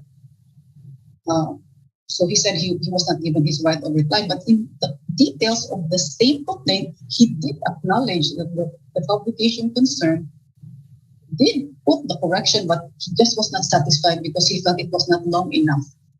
But in fact, the publication already indicated the correction. So anyway, we just sent it to the publication concerned. And then there was something about, there was a dispute between journalists. It was not about a news source. There was one journalist complaining that possibly other journalists in the community were siding with this particular person and not him. So this is not about accuracy or right of reply, but what we did with this is we held a mediation. So we got the journalists together and it was happy ending. It's just a miscommunication because the others didn't know the details. So even if it's not a CCPC concern, we will try to help. And then there was one who complained about a vulgar headline. We didn't like it, but it was not inaccurate. People said, it's too suggestive, it's bad for children. It's an editorial decision, So, but anyway, we sent the complaint to the outlet complaint. There are other things which are really not about CCPC, but we will try to help the ones who are complaining. And the other things that the CCPC does is, I was saying, we're a venue for discussing media issues. So we discuss media issues, and then over the years, we have passed resolutions and media concerns. Some of them we oppose certain bills or moves, and then we make our position on that known. For example, we oppose this proposed ordinance in Cebu banning tabloids, which is very bad for us because everybody in Cebu is a tabloid size. So there was just a misunderstanding with the province on what they really wanted to ban. And then there were moves by local legislators and councils to summon journalists to explain what they wrote on broadcast. So we also issued a resolution opposing that. But you need to invite us. Whatever is written, that's it. There's no need to ask why we wrote or what matters is what came out. And then we also oppose the legislative right of reply. And just to make it clear, you might be wondering, how can you accept complaints by people who said they were not given the right of reply, but we are opposing this legislation on right of reply. We are opposing the legislative right of reply, but what we are supporting is the voluntary right of reply. Because I think Professor Mariano already said that there are some draconian punishments for failing to give the right of reply, which is kind of too much. It's also not fair, in our opinion, to subject all the news outlets from Apari to Hulu to this bill, if ever it will be passed. And there are only a number of journalists who don't write the reply, but everyone else is law-abiding and responsible. So it's a bit unfair to the others. And we also oppose the libel provisions of the Cyber Crime Prevention Act, because I think, as mentioned by Professor Mariano, there's a higher penalty if the libel will be made to have occurred online, and everyone will be subject to harassment, because all of us, even if we are print publications, we also have websites. So the complainant can just say, oh, it's the one that appeared in the website. So immediately you will be subject to a higher penalty. Of course, we weren't always opposing. We also supported some bills, like the passage of the Freedom of Information Act, where we would be able to, not just media, but ordinary persons would be able to get information from the government. And we supported also the removal of the imprisonment as a penalty for libel. What we do, which has been very helpful to us, is this is the media center I was telling you about. It's the inside of our media center, the room where we meet. Very simple, the table there. We also have our lunch there, and after that we clear the place and then hold breakfast and meeting. These are the people we invite on our, usually in our quarterly meeting, we invite a certain sector of society, certain sector of the news sources, and then we always select those people with whom we currently have a conflict. Because usually if you are covering a certain story, it's the same story usually in the community that everyone is covering if it's a big story. So you have a conflict with that sector. Like if it's about a scandal with the priests, it's the religious sector with whom you have a conflict now. If it is a scandal involving let's say the police handling about an event or a crime incident, then that would be a big story, and the police would complain about your coverage. So whoever it is, the flavor of the quarter, whoever it is who is in conflict with us, those are the ones we invite to our quarterly meetings. And the reason for this is that we want to thresh out any misunderstanding. So when we invite them, we say, for example, it's the police. You will see here below, it is the police who invited. We will tell them that we would like to invite you for lunch. Please bring, 4 or 5 people from your group and prepare a list of your complaints against media. All your complaints now about the way they are reporting, whatever. And please present them during the meeting. But we will tell you ahead of time that we will also prepare a list of our complaints against you. So it will be an exchange of bribes. Okay? What is the reason for this? What is the benefit? It has been very beneficial because sometimes you discover that their complaints are very simple. They just didn't understand. Why is the media always calling them at all hours? But very simple things like, why do you bother so many departments? And then they don't realize, we give them tips of how to deal with media. You know what to do, sir. What you do is that you designate the information officer so that you will not call all departments in your office. Simple things like that, sometimes we don't realize. Why are we calling at all hours? Because no one was available. Nobody would answer. So you have someone designated and we would call you at the proper hour. Things like that. So sometimes it's a very simple. And then we give them tips like, we say, oh, do you want to have a better line of communication with us? We'll give you our numbers. So, and then they immediately say, oh, it's a very simple problem after all. And it was solved immediately just by having that face-to-face exchange of bribes. So I recommend that you also do that. Always pick the one where you are having a conflict with, because the idea is to resolve the conflict. And it has always stopped. The other thing that we did with freedom to stress you out is we had a yearly release of a publication. It's a magazine on Cebu Press. So it detailed the members of the Cebu Press, the issues that we face, if there are members of the press who were awarded, so we also indicate that. What are the issues now, for example, technology, having problems, financial problems to the media industry, we also indicate whatever is the issue of today. So we did that every year until the pandemic came. Everybody ran indoors. So now there is no more physical publication, but there is a website, civiljournalism.org, where there are still new articles that you can look into. It's about anything about the civil press.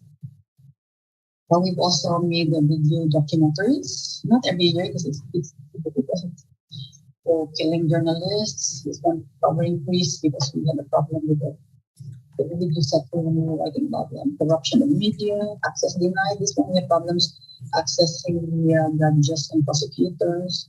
This one it was about hostage taking incidents, and we also did a documentary on that.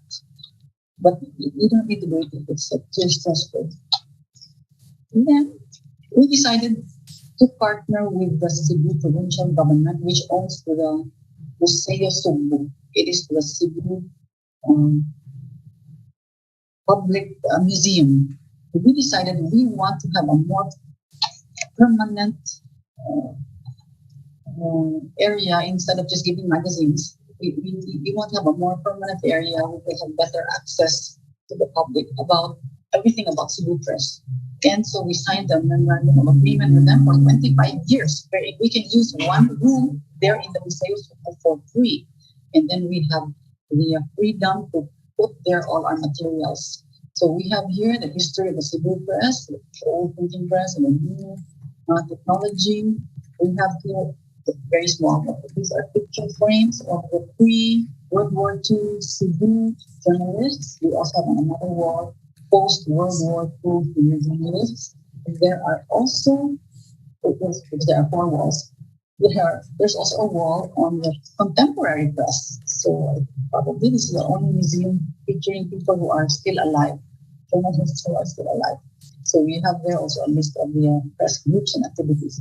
And here, these wall boards are about harassment against the civil press. So there is a documentation here about over the years who has been punched and who has been harassed and pushed, and who has been harassed by threatened by news sources. This one is big because this is someone who was killed by his news source. But this was long ago, 1960s. He was killed by his news source because he was an editor, he was a columnist and editor of a local publication. And she was writing constantly about the overpricing of garbage cans in the Cebu City Hall. And then someone shot him, and it turns out it was the Cebu City Treasurer who ordered his killing.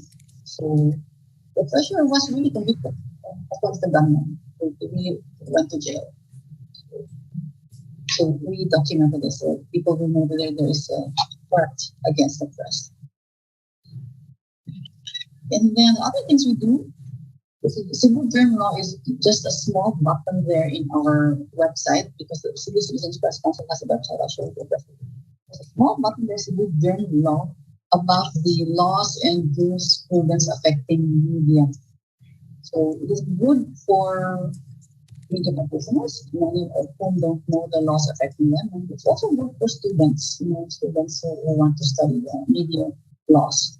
And under that same button, you have incidents of violence and harassment against Cebu media. So we collect if there are some people who say they were threatened, they received threatening text messages, or there was really a physical event. We listed down there all the media members also who were killed. And then if there are any updates, we indicate all updates on their cases. And then this other thing in conversation, Cebu Media Academy Forum is just a way for the Cebu media to reach out to the future journalists, which are students. The students, when they graduate, they will be joining the industry. So sometimes we have forums. This happens very infrequently, just every now and then. But they will invite us. So, we want to talk about this topic about media. Okay. So let's say 3. It depends on how many they want to invite. They want to invite 5 journalists in one go. It's okay. We will just show up there as a panel. But it's very simple. Doesn't cost much. We just go to a classroom. The students appear and they ask us questions. That's it. And this is a group that helps us with the crafting. Actually, they are supposed to help us with the crafting of the resolutions that we made, but now they just review them because it is Attorney Pachico Ciares who most of the time drafts our resolutions. This is the Cebu Media Legal Aid or SEMLA. It's a group of volunteer lawyers formed right after the formation of CCPC. The CCPC was formed in 2005, so a year after. These lawyers were friends of media because most of them have media experience or exposure because some of them are columnists. So they understand the work of media. So they volunteer. They help to review the resolutions before we present them to the CCPC and for approval.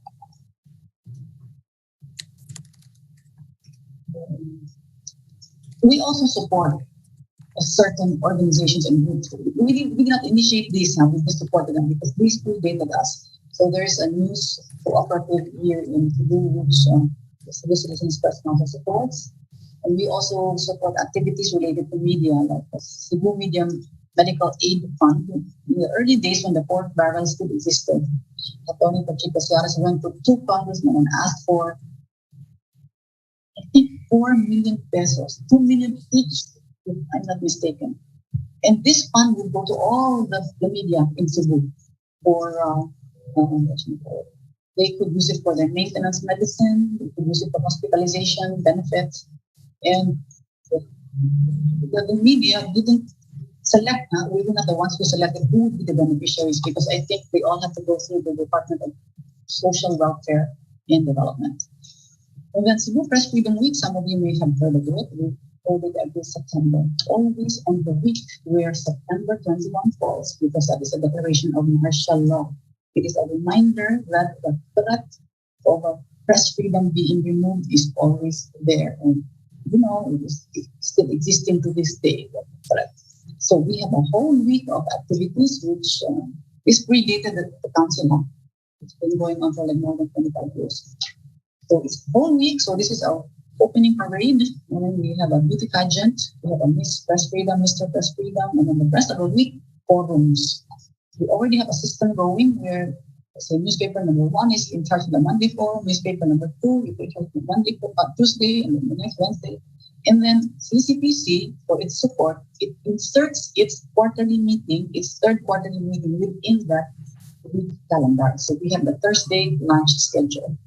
So whole week of forums, we're already used to that. And then sometimes on certain years, we have an exhibit like this one here at the lower left. Now, there are other activities we insert into that week, like there were some years wherein we named streets after some deceased journalists, just to honor them for their contribution to the media landscape. We named streets after journalists, and then we were also involved in putting up a marker for the guy I was showing you earlier. The picture was in the museum because the marker disappeared. We knew from history that there was a marker, it disappeared, and so we had it reinstalled. It's one of our activities. So for all our activities, it's a way also to reach out to our news sources and the students. Hit 2 birds with one stone. And then for more information on our history, purposes, membership activities, we came up with a brochure once upon a time, but you can just go to our website. And the address is www.cebucitizenspresscouncil.org. So everything you want to know here about the CCPC, record of the meetings. Here, on the lower left-hand side, you have here the code of practice, rules and procedure about the one I was showing you. There was the structure and the complaints group. There's a little explanation here and the rules and procedures. You can check it out. Here's CCPC papers and resolutions in case you want to know what are the resolutions wherein we opposed or supported a certain matters. And then the ones I was showing you, talking to you about earlier, Cebu Journal, here's the button here, conversation, and all that. And here's a link to the cebujournalism.org website. So let me show you the logo. This is our logo, Cebu Citizens Press Council. And the part of it, which is very important, although it's very small because it's long, being accountable comes with being free. So it's a constant reminder to our members that, yes, we are fighting for press freedom, but with press freedom comes great accountability. So you have to be responsible for every word you say and every word you write. So we hammer this all the time. It's very subliminal. It's going through our minds every time we have our meetings, and probably that accounts for why we have very low number of complaints received. And that's it. Thank you. Cherry. Interesting, kasi this is I think the first time that you gave us the data on how you have the 16 complaints received since 2005 na ba? Tama? Nakakatuwa kasi it's not just all right of reply issues. Yung iba were on accuracy.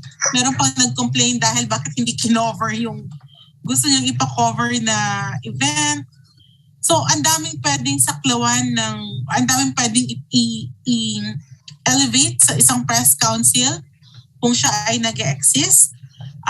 Tingnan naman natin yung kanina binanggit namin ni Ariel, Pandemic Baby Press Council po ng Cordillera Region. Thank you, Cherry. And then now we call si Ms. Jane Cadalig to discuss the Cordillera experience. Hi, Jane. Good afternoon. Ayusin ko itong masama pag bigla yung inayos ang camera. Hi, good afternoon, Miss Joyce. Good afternoon. Nagkabiglaan ba sa camera? Sorry. Magandang hapon from Baguio City. Maulan, medyo maulan. Wow, maulan. Anyway, yeah. Lamig na nga dyan, tapos lalamig pa lalo. Dito ang sobrang init, di ba? Oo. Go ahead, Jane. Mine is just a brief, sharing of the Cordillera Media Citizen Council or KMCC for short. We are, sabi nyo nga kanina, we are a young group or organization, pandemic baby, or kung ano man ang gustong itawag. Umuuha-uha pa, sabi nila. So, kailangan pa talaga ng alalay, kailangan pang padedehin and whatever, hanggang sa matutong maglakad or magsalita, gano'n. Anyway, we were formed through the efforts of the Peace and Conflict Journalism Network, no? They had a project with the USAID. It is funded by the USAID under the Initiative for Media Freedom. And it was implemented by the Internews Philippines. So, sila yung partner, Teco John and Internews. And then, dun sa ginawa nilang scoping, Baguio passed the criteria kasi they were looking for an area where they could establish media citizen engagement mechanism. Out of the 6 yata, Baguio passed their criteria. So we had our training here. Lahat provided nila speakers, trainers. So ang ginawa na lang namin is we gathered the publications and broadcast outfits with representatives or with some civil society organizations. It is unfortunate that in the Cordillera we have the so-called Cordillera. Meron kasing regional organization ng mga CSO sa Cordillera. It's called the Cordillera Network. Mga group, network of civil society organizations. So sila yung easily na natap at sila din yung mga naging kasama namin dun sa formation. So after the formation or the training and etc., we were launched in December. Okay, so the training pala was involved the formation of our mission and vision and goal. Rename nila kami dyan. And then, nagkaroon din ng sustainability workshop para daw hindi lang tayo mag-stop doon sa launching. So, doon sa sustainability workshop, nagkaroon ng how to raise funds, mga ganun. But before pala the sustainability, after we created our vision, mission, goal, nag-conduct na kami ng mga nag-plan na kami ng mga activities in line doon so kung ano ba yung vision natin or yung mission natin. Because we were formed in the backdrop of disinformation and misinformation. Ang talagang pinudpud namin or in-emphasize dun sa mission is to have an empowered communities that are consuming relevant and truthful information. So yun yung pinaka-buod ng aming mission. Medyo mahaba yung vision, Medyo mahaba yung vision but it's a working vision. Sabi naman nila, it's not a cast in stone vision kasi we can still naman enhance or adjust that. Kasi nga, bata pa kaka-form pa lang. So as we go along, siguro we can medyo enhance lang naman. Not change, but kasi nandun na yun na talaga yung gusto mong mangyari, your state, the state that you want to be after 10 years siguro or so. So yun, so after the training, the workshop, we launched the Cordillera Media Citizen Council in December. And then dun pala, ina-emphasize namin that we are foremost kahit ang kapartner ay civil society, foremost ang ginagawa natin ay ang purpose natin kung bakit meron ito is for media self-regulation. Diba? To enhance your accountability and yun nga para ma-pursue mo yung existence mo in society. So, ano ba yung sasabihin ko? So, after the training, launching, I hope I can help, no? But why? Kasi I listened to the lecture of Professor Mariano, no? Yung regional, it is a regional, Cordillera siya. Because when we were deciding the name of the council, we decided that we have it regional based, even if majority of the formators or yung mga kasama dun sa formation ay sa Baguio Benguet based pa lang. Kasi we want to be as inclusive as possible. So, we are not exclusive to print. Meron kaming mga broadcast outfits na kasama. Initially we have 5 CSOs. We have 1 from the academe. We have 1 from the business sector. And we have 1 from the government. I just want to explain bakit namin in-involve ang government. It's the PIA. Depende naman ito, case-to-case basis. Kasi bakit tayo nag-i-involve ng government? Kaya naman namin in-involve ang government. It's the Philippine Information Agency, Cordillera.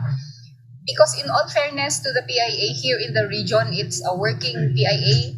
It understands how the private media works. So naiintindihan nila, kaya namin sila kasama dun sa council. So yun yung composition. We have 1 pa lang from the academe. That's from the University of the Philippines, Baguio. So yon, after that, I have to, nasabi ko na to kaya hindi na nagugulat si Ma'am Cherry, I hope. Doon sa levels of operations namin, we patterned it after that of the Cebu Citizen Press Council. So limited din. Sa functions namin, in-identify namin doon ano ang functions ng council. So ano ang gagawin? So identified yon. We will operate on 3 levels. Dinagdagan pala namin doon sa CCPC. So kung sa CCPC sa complaints and issues sila, dinagdagan namin ng institutional development because we also want to initiate trainings like fact-checking or how media literacy training. O di ba, mga mayayabang kami Gusto namin i-expand yung trabaho or whatever. So anyway, dun sa ginaya namin ng CCPC kasi baka we might be overwhelmed, no? So sa complaints, ito lang yung actionan natin. We will only entertain complaints on inaccuracies of reports and right to reply. Yan lang yung dalawa na pwede na i-entertain natin. Kasi baka ma-overwhelm tayo. Sabi nga ni Ma'am Cherry, we should not be attempting to be to save the world. So kung ano lang yung kaya. And then on issues, we will issue statements on sorry, did we lose Jane? Okay. Yes, ma'am. Go ahead, Jane. Kanina lang parang nag-fluctuate lang. Sorry. So on issues, what is the KMCC's policy on issues? We will issue statements on issues involving mga attacks on press freedom, mga attacks involving mga community workers. Kasi nga we are working with, we have tied up with the civil society organizations. Halimbawa, ano ba yung mga issues na kinakaharap ng mga NGO? Red tagging, mga ganon. Kung may mga problema sila or concerns sila on red tagging, kasi may mga ganon that they are being red tagged in their efforts in fulfilling their duties and responsibilities, especially malalayong lugar. Karamihan yung mga pinupuntahan nila. And then, institutional development, magbibigay ng training on media literacy. Kasi admittedly, a lot still have not, or I don't know if they do not understand or they refuse to understand the role of the media in society. So kailangan talaga we really have to help or strengthen media literacy or media education. Kaya namin sinama ang mga trainings as part of our operations. And then ano pa ba? Again, din lang, we had specified also what the council cannot do. Kasi baka nga sabihin nila, wow, Baguio, Cordillera Media Citizen Council. Baka sabihin nila, tayo na yung mga saviors of the world. So, it was specified that in-specify namin that we cannot act on complaints complaints of citizens attack on social media, especially if the attack is caused by or is due to social media post, kasi alam naman natin ang labanan dyan. So hindi namin ma-entertain yan, hindi namin masusolusyonan. We might be able to help them, I connect them to whoever is concerned, pero hindi namin yan actionan kung ano man. And then we also have emphasized that the council cannot act on anong tawag dito?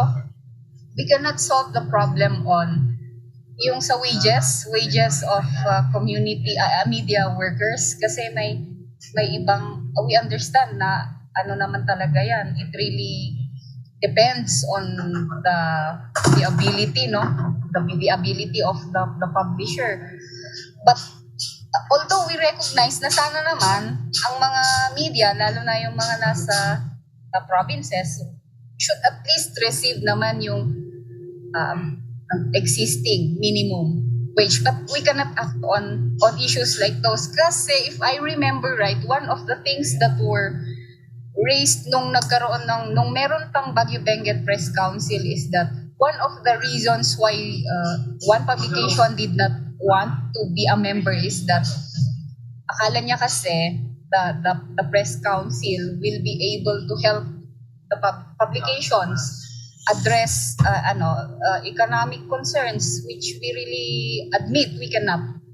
So define yung kung saan ang kaya mong gawin at kung saan yung hindi mo kayang i-address. So yun.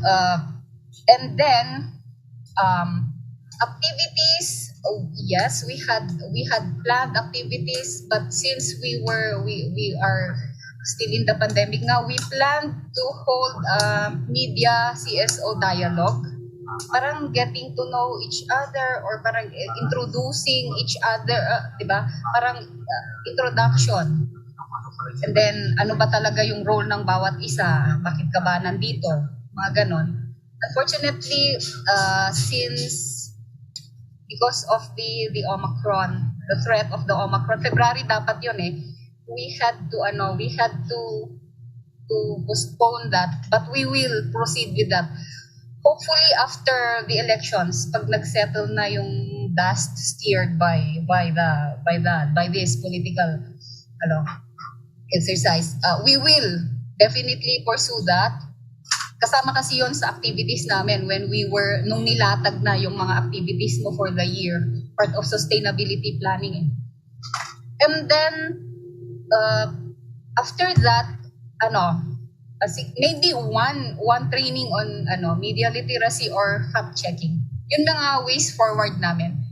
So before the year ends. So yun na lang muna. And then from that, tsaka ulit kami magpaplano kasi baka nga we might be overwhelmed we might be biting more than what we can chew. So yun na lang muna yung activities namin. Hopefully within the year, kung madadagdagan, then why not? Kung mag-initiate pang PPI, no? If you have plans on.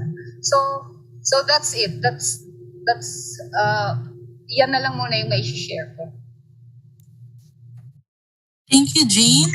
Actually, very interesting. So nakita natin both the Cebu Citizen Press Council and the Cordillera Media Citizen Council have members that are not from print. Diba, merong from TV and radio, may KBP. In the case of Cordillera, even PNA, right? Not PIA. PIA is even included. Interesting din yung point ni Jane na parang you have to pick lang what you can do. Start small. Hindi kaya pa yung labor issue. I don't think there is one group that can actually address labor issue, even NUJP by the name itself, Union. Hindi pa talaga kayang saklawan yung labor concerns natin. Although panaka pinupush naman natin. Pero yun nga, hindi siya kakayanin pa, even PPI. So, ayun, I think that gave boots on the ground kung ano talaga yung nangyayari na realities on the ground sa ating mga press councils. And we look forward to more activities from both Cebu and from the Cordillera. Of course, PPI always willing to help in whatever way we can and support. Yes. Oo. Actually, ko kay Jane kasi parang she's very shy na ito pa lang. Actually, napakalaking bagay na yon. Just the mere setting it up is very, very significant already. Ganyan lang yan si Jane, very humble. Oo nga eh. Actually, madami din talagang ginagawa si Jane. Kaya mo yan, Jane. Dito lang kami, di ba? Tsaka syempre, meron naman silang Good Shepherd and and the cool weather. Yeah, and the cool weather, which we do not have here in Manila, unfortunately. Ayan, so now moving forward sa ating third session, we will call the chairman. Now, hindi na siya late ngayon. Present siya today. Confirmed, the chairperson of the National Union of Journalists of the Philippines, a good friend, Mr. Jonathan De Santos, to discuss why there is a need to decriminalize libel. Hello, Jonathan. Good afternoon. Hello. Good afternoon. Thank you. Glad to be here. No, buti na lang. Yeah, thank you for joining us. Thank you. Yeah, thank you. Okay, so go na ako, no? I don't have any slides. It's okay. Pero, well, when we first met sa Luzon, and discussed why libel should be decriminalized, I had a very different example for how libel and cyber libel could be used to intimidate and silence the press. Perhaps to illustrate that point, na very common nga siya na weapon or tool used against us. we now have a different and better example of the danger that libel poses to journalism. Even when journalism is done well, and even when the actual quotes of the official concerned were used, no? Mentioned na earlier yung case, yung incident, no, na on April 23, Commission on Elections Commissioner Ray Bulay said in response to reports of some groups casting doubt on the poll body that, sabi niya, to those issuing public opinion that COMELEC is biased or that it would cause election fraud, I am warning you that we would not hesitate to call upon the armed forces of the Philippines, which is now under COMELEC control, to round you up and have you jailed. At that same press briefing, sabi niya, siya mismo, he will not think twice about filing cases against those who sow discord. There has been some dispute over what he really said, and nalika ko nga yung video, and yun naman nga talaga yung sinabi niya. No? Now, we all want the May elections to be clean, honest, and orderly, as much as Bulay, if not more, because we are just citizens who do not have the security that government officials have. We want the elections to go well and for the results of the polls to reflect the will of the people. But the COMELEC is not immune from criticisms, and doubts over the elections are common, especially with the campaign season as tense as it has been. Ano? And makikita rin naman natin, in past elections, lagi naman may nagsasabi na magkakadayaan. There's always that concern. But in response to backlash to his comments, sabi ni Commissioner, clarify yung comments niya. No? Sabi niya, familiar kayo sa libel, media kayo, di ba? Kunwari, ang headline mo sa akin, COMELEC exec threatens to jail critics. Ano elements na libel under the revised penal code? So anyway, ang sabi niya, yung headline daw had a defamatory imputation. Ang feeling niya merong malice at ini-spin lang daw siya, no? Sabi niya, pasok ba sa libel? Sa tingin ko, pasok. News subjects are, of course, free to clarify their statements. They're free to explain what they meant. And they can do that without hinting at filing cases against journalists. Prior to that, followers of a certain controversial pastor naman filed libel complaints against Rappler's regional head in DSP Navarona, Mindanao Bureau Coordinator Herbie Gomez, a former researcher, and yung interviews nila over a series of investigative reports and videos published on the website. So far, at least 7 of those suits have been dismissed, but according to Rappler's lawyer, Theodore Te, there have been at least 16 complaints and 50 counts of cyber libel filed over those stories. Itong complaints na to have been filed in Cagayan de Oro, Davao City, Panabo City, and Ozamis City. No? Even if all those complaints are eventually dismissed, newsrooms like Rappler need to devote time and resources to addressing the suits. Pupunta sila doon, manunumpa sila ng counter affidavit, I suppose. Susumpa sila, ganyan. So that means time and resources that newsrooms could otherwise have devoted to more reporting. And sadly, these complaints are just the latest, no? And there has been an increase of those in recent years. In fact, at least 20 libel cases have been filed during the pandemic. That's out of 37 cases recorded since 2016. Bukod pa doon, meron din complaints related to Bayanihan to Hilas One app, which has provisions basically penalizing fake news, no? Yung pagkakalat ng fake news about government pandemic response. Tapos, itong cases na to, they come at a time when, according to Reporters Without Borders, no, kasama tayo sa 10 countries that have used the pandemic to reinforce obstacles to the free flow of information. But even before the pandemic, in 2013 pa, no, when in commenting about the Cybercrime Prevention Act of 2012, which led to the creation, no, of the offense called cyber libel.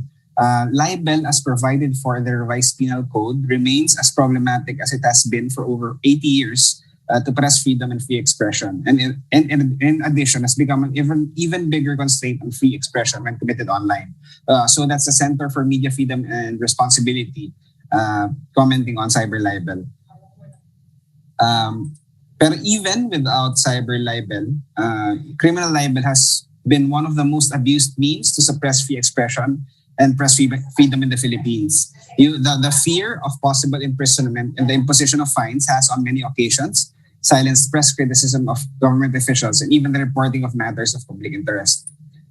As we know, NUJP, as well as other press freedom groups, have been calling to decriminalize libel, particularly because the Human Rights Council has asked the Philippines to review its laws on libel and cyber libel. No?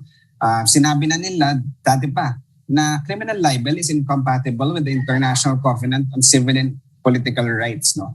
Under General Comment number 34, ang sabi nila, freedoms of opinion and expression, under freedoms of opinion and expression, according to the UN Human Rights Council, state parties should consider the decriminalization of defamation, and in any case, the application of the criminal law should only be countenanced with the most serious of cases, and imprisonment is never an appropriate penalty. Sabi rin nila, it is impermissible for a state party to indict a person for criminal defamation, libel in this case, no? And then not to proceed to trial expeditiously.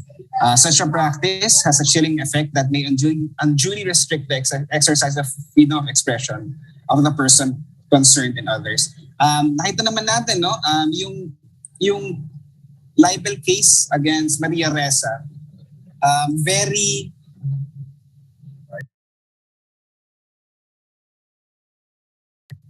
unusually quick yung paggulong ng kasong yun, ano, in most cases, or in siguro not as high profile cases, trial could last 10 years, 7 years, no? Even if in the end I dismissed yan, even if in the end nanalo yung journalist, meron rin pa rin siyang 7 years, 10 years na namumroblema sa kaso niya na pwede ba siya makulong. Even yung basic lang na to be able to travel abroad, kailangan nila na leave from the court, no? Nanalo ka nga sa dulo, pero while the case is going on, lugi ka. So yun. Tapos, since we're talking about Maria Ressa, no, yung special rapporteur on freedom of expression at the time said that using defamation laws in vexatious ways deters journalists from acting as public watchdogs on government accountability, and in providing forums for public debate on matters of public concern. So the chilling effect that libel and cyber libel gives journalists, in turn affects the public's access to information on matters of public interest and concern. Basically, on a more local front, no, according naman to online rights to democracy.net.ph, kasama sila sa petitioners against the Cybercrime Prevention Act. No, they said that criminal libel is commonly used as a tool for the powerful to use government resources in the oppression of the weak. In a way, libel is an affront to the right to freedom of expression, and it ensures that the full power and might of state is brought to bear on a matter that should only be between two private parties. No, ang position ng a lot of advocates for freedom of expression is basically hurt feelings mo yan. Hindi mo na kailangan isali yung estado, hindi mo na kailangan magpakulong ng tao. Sure, hindi natin sinasabing walang damage. Pwede ka humingi ng damages, pwedeng fine. Pero yung pagpapakulong ng journalist, or actually pagkakakulong ng kahit sino for over basically your hurt feelings or your damaged reputation is too much. Hindi na siya patas, no? Even in more recent rulings by the Supreme Court, specifically on the libel case against Rafi Tulfo and Abante, no? The court held that public officers are accountable to the people and must serve them with utmost responsibility, integrity, loyalty, and efficiency. Speech that guards against abuses of those in public office should be encouraged. No? Yes, there are times that columnists they cross lines, pero the court and yung judiciary should be careful and make sure na yung speech nila or yung curtailment of that speech to protect the rights of another person should parang hindi too much to chill yung to chill the work of journalists. Sabi nga, the need to protect freedom of speech and of the press cannot be understated And the Supreme Court held that without a vigilant press, the government's mistakes would go unnoticed, abuses unexposed, and their wrongdoings uncorrected. So yung Supreme Court is looking at or suggesting other legal remedies. Now, for example, yung Civil Code chapter on human relations. Aggrieved parties can use that in case of unwarranted attacks on their reputation and credibility.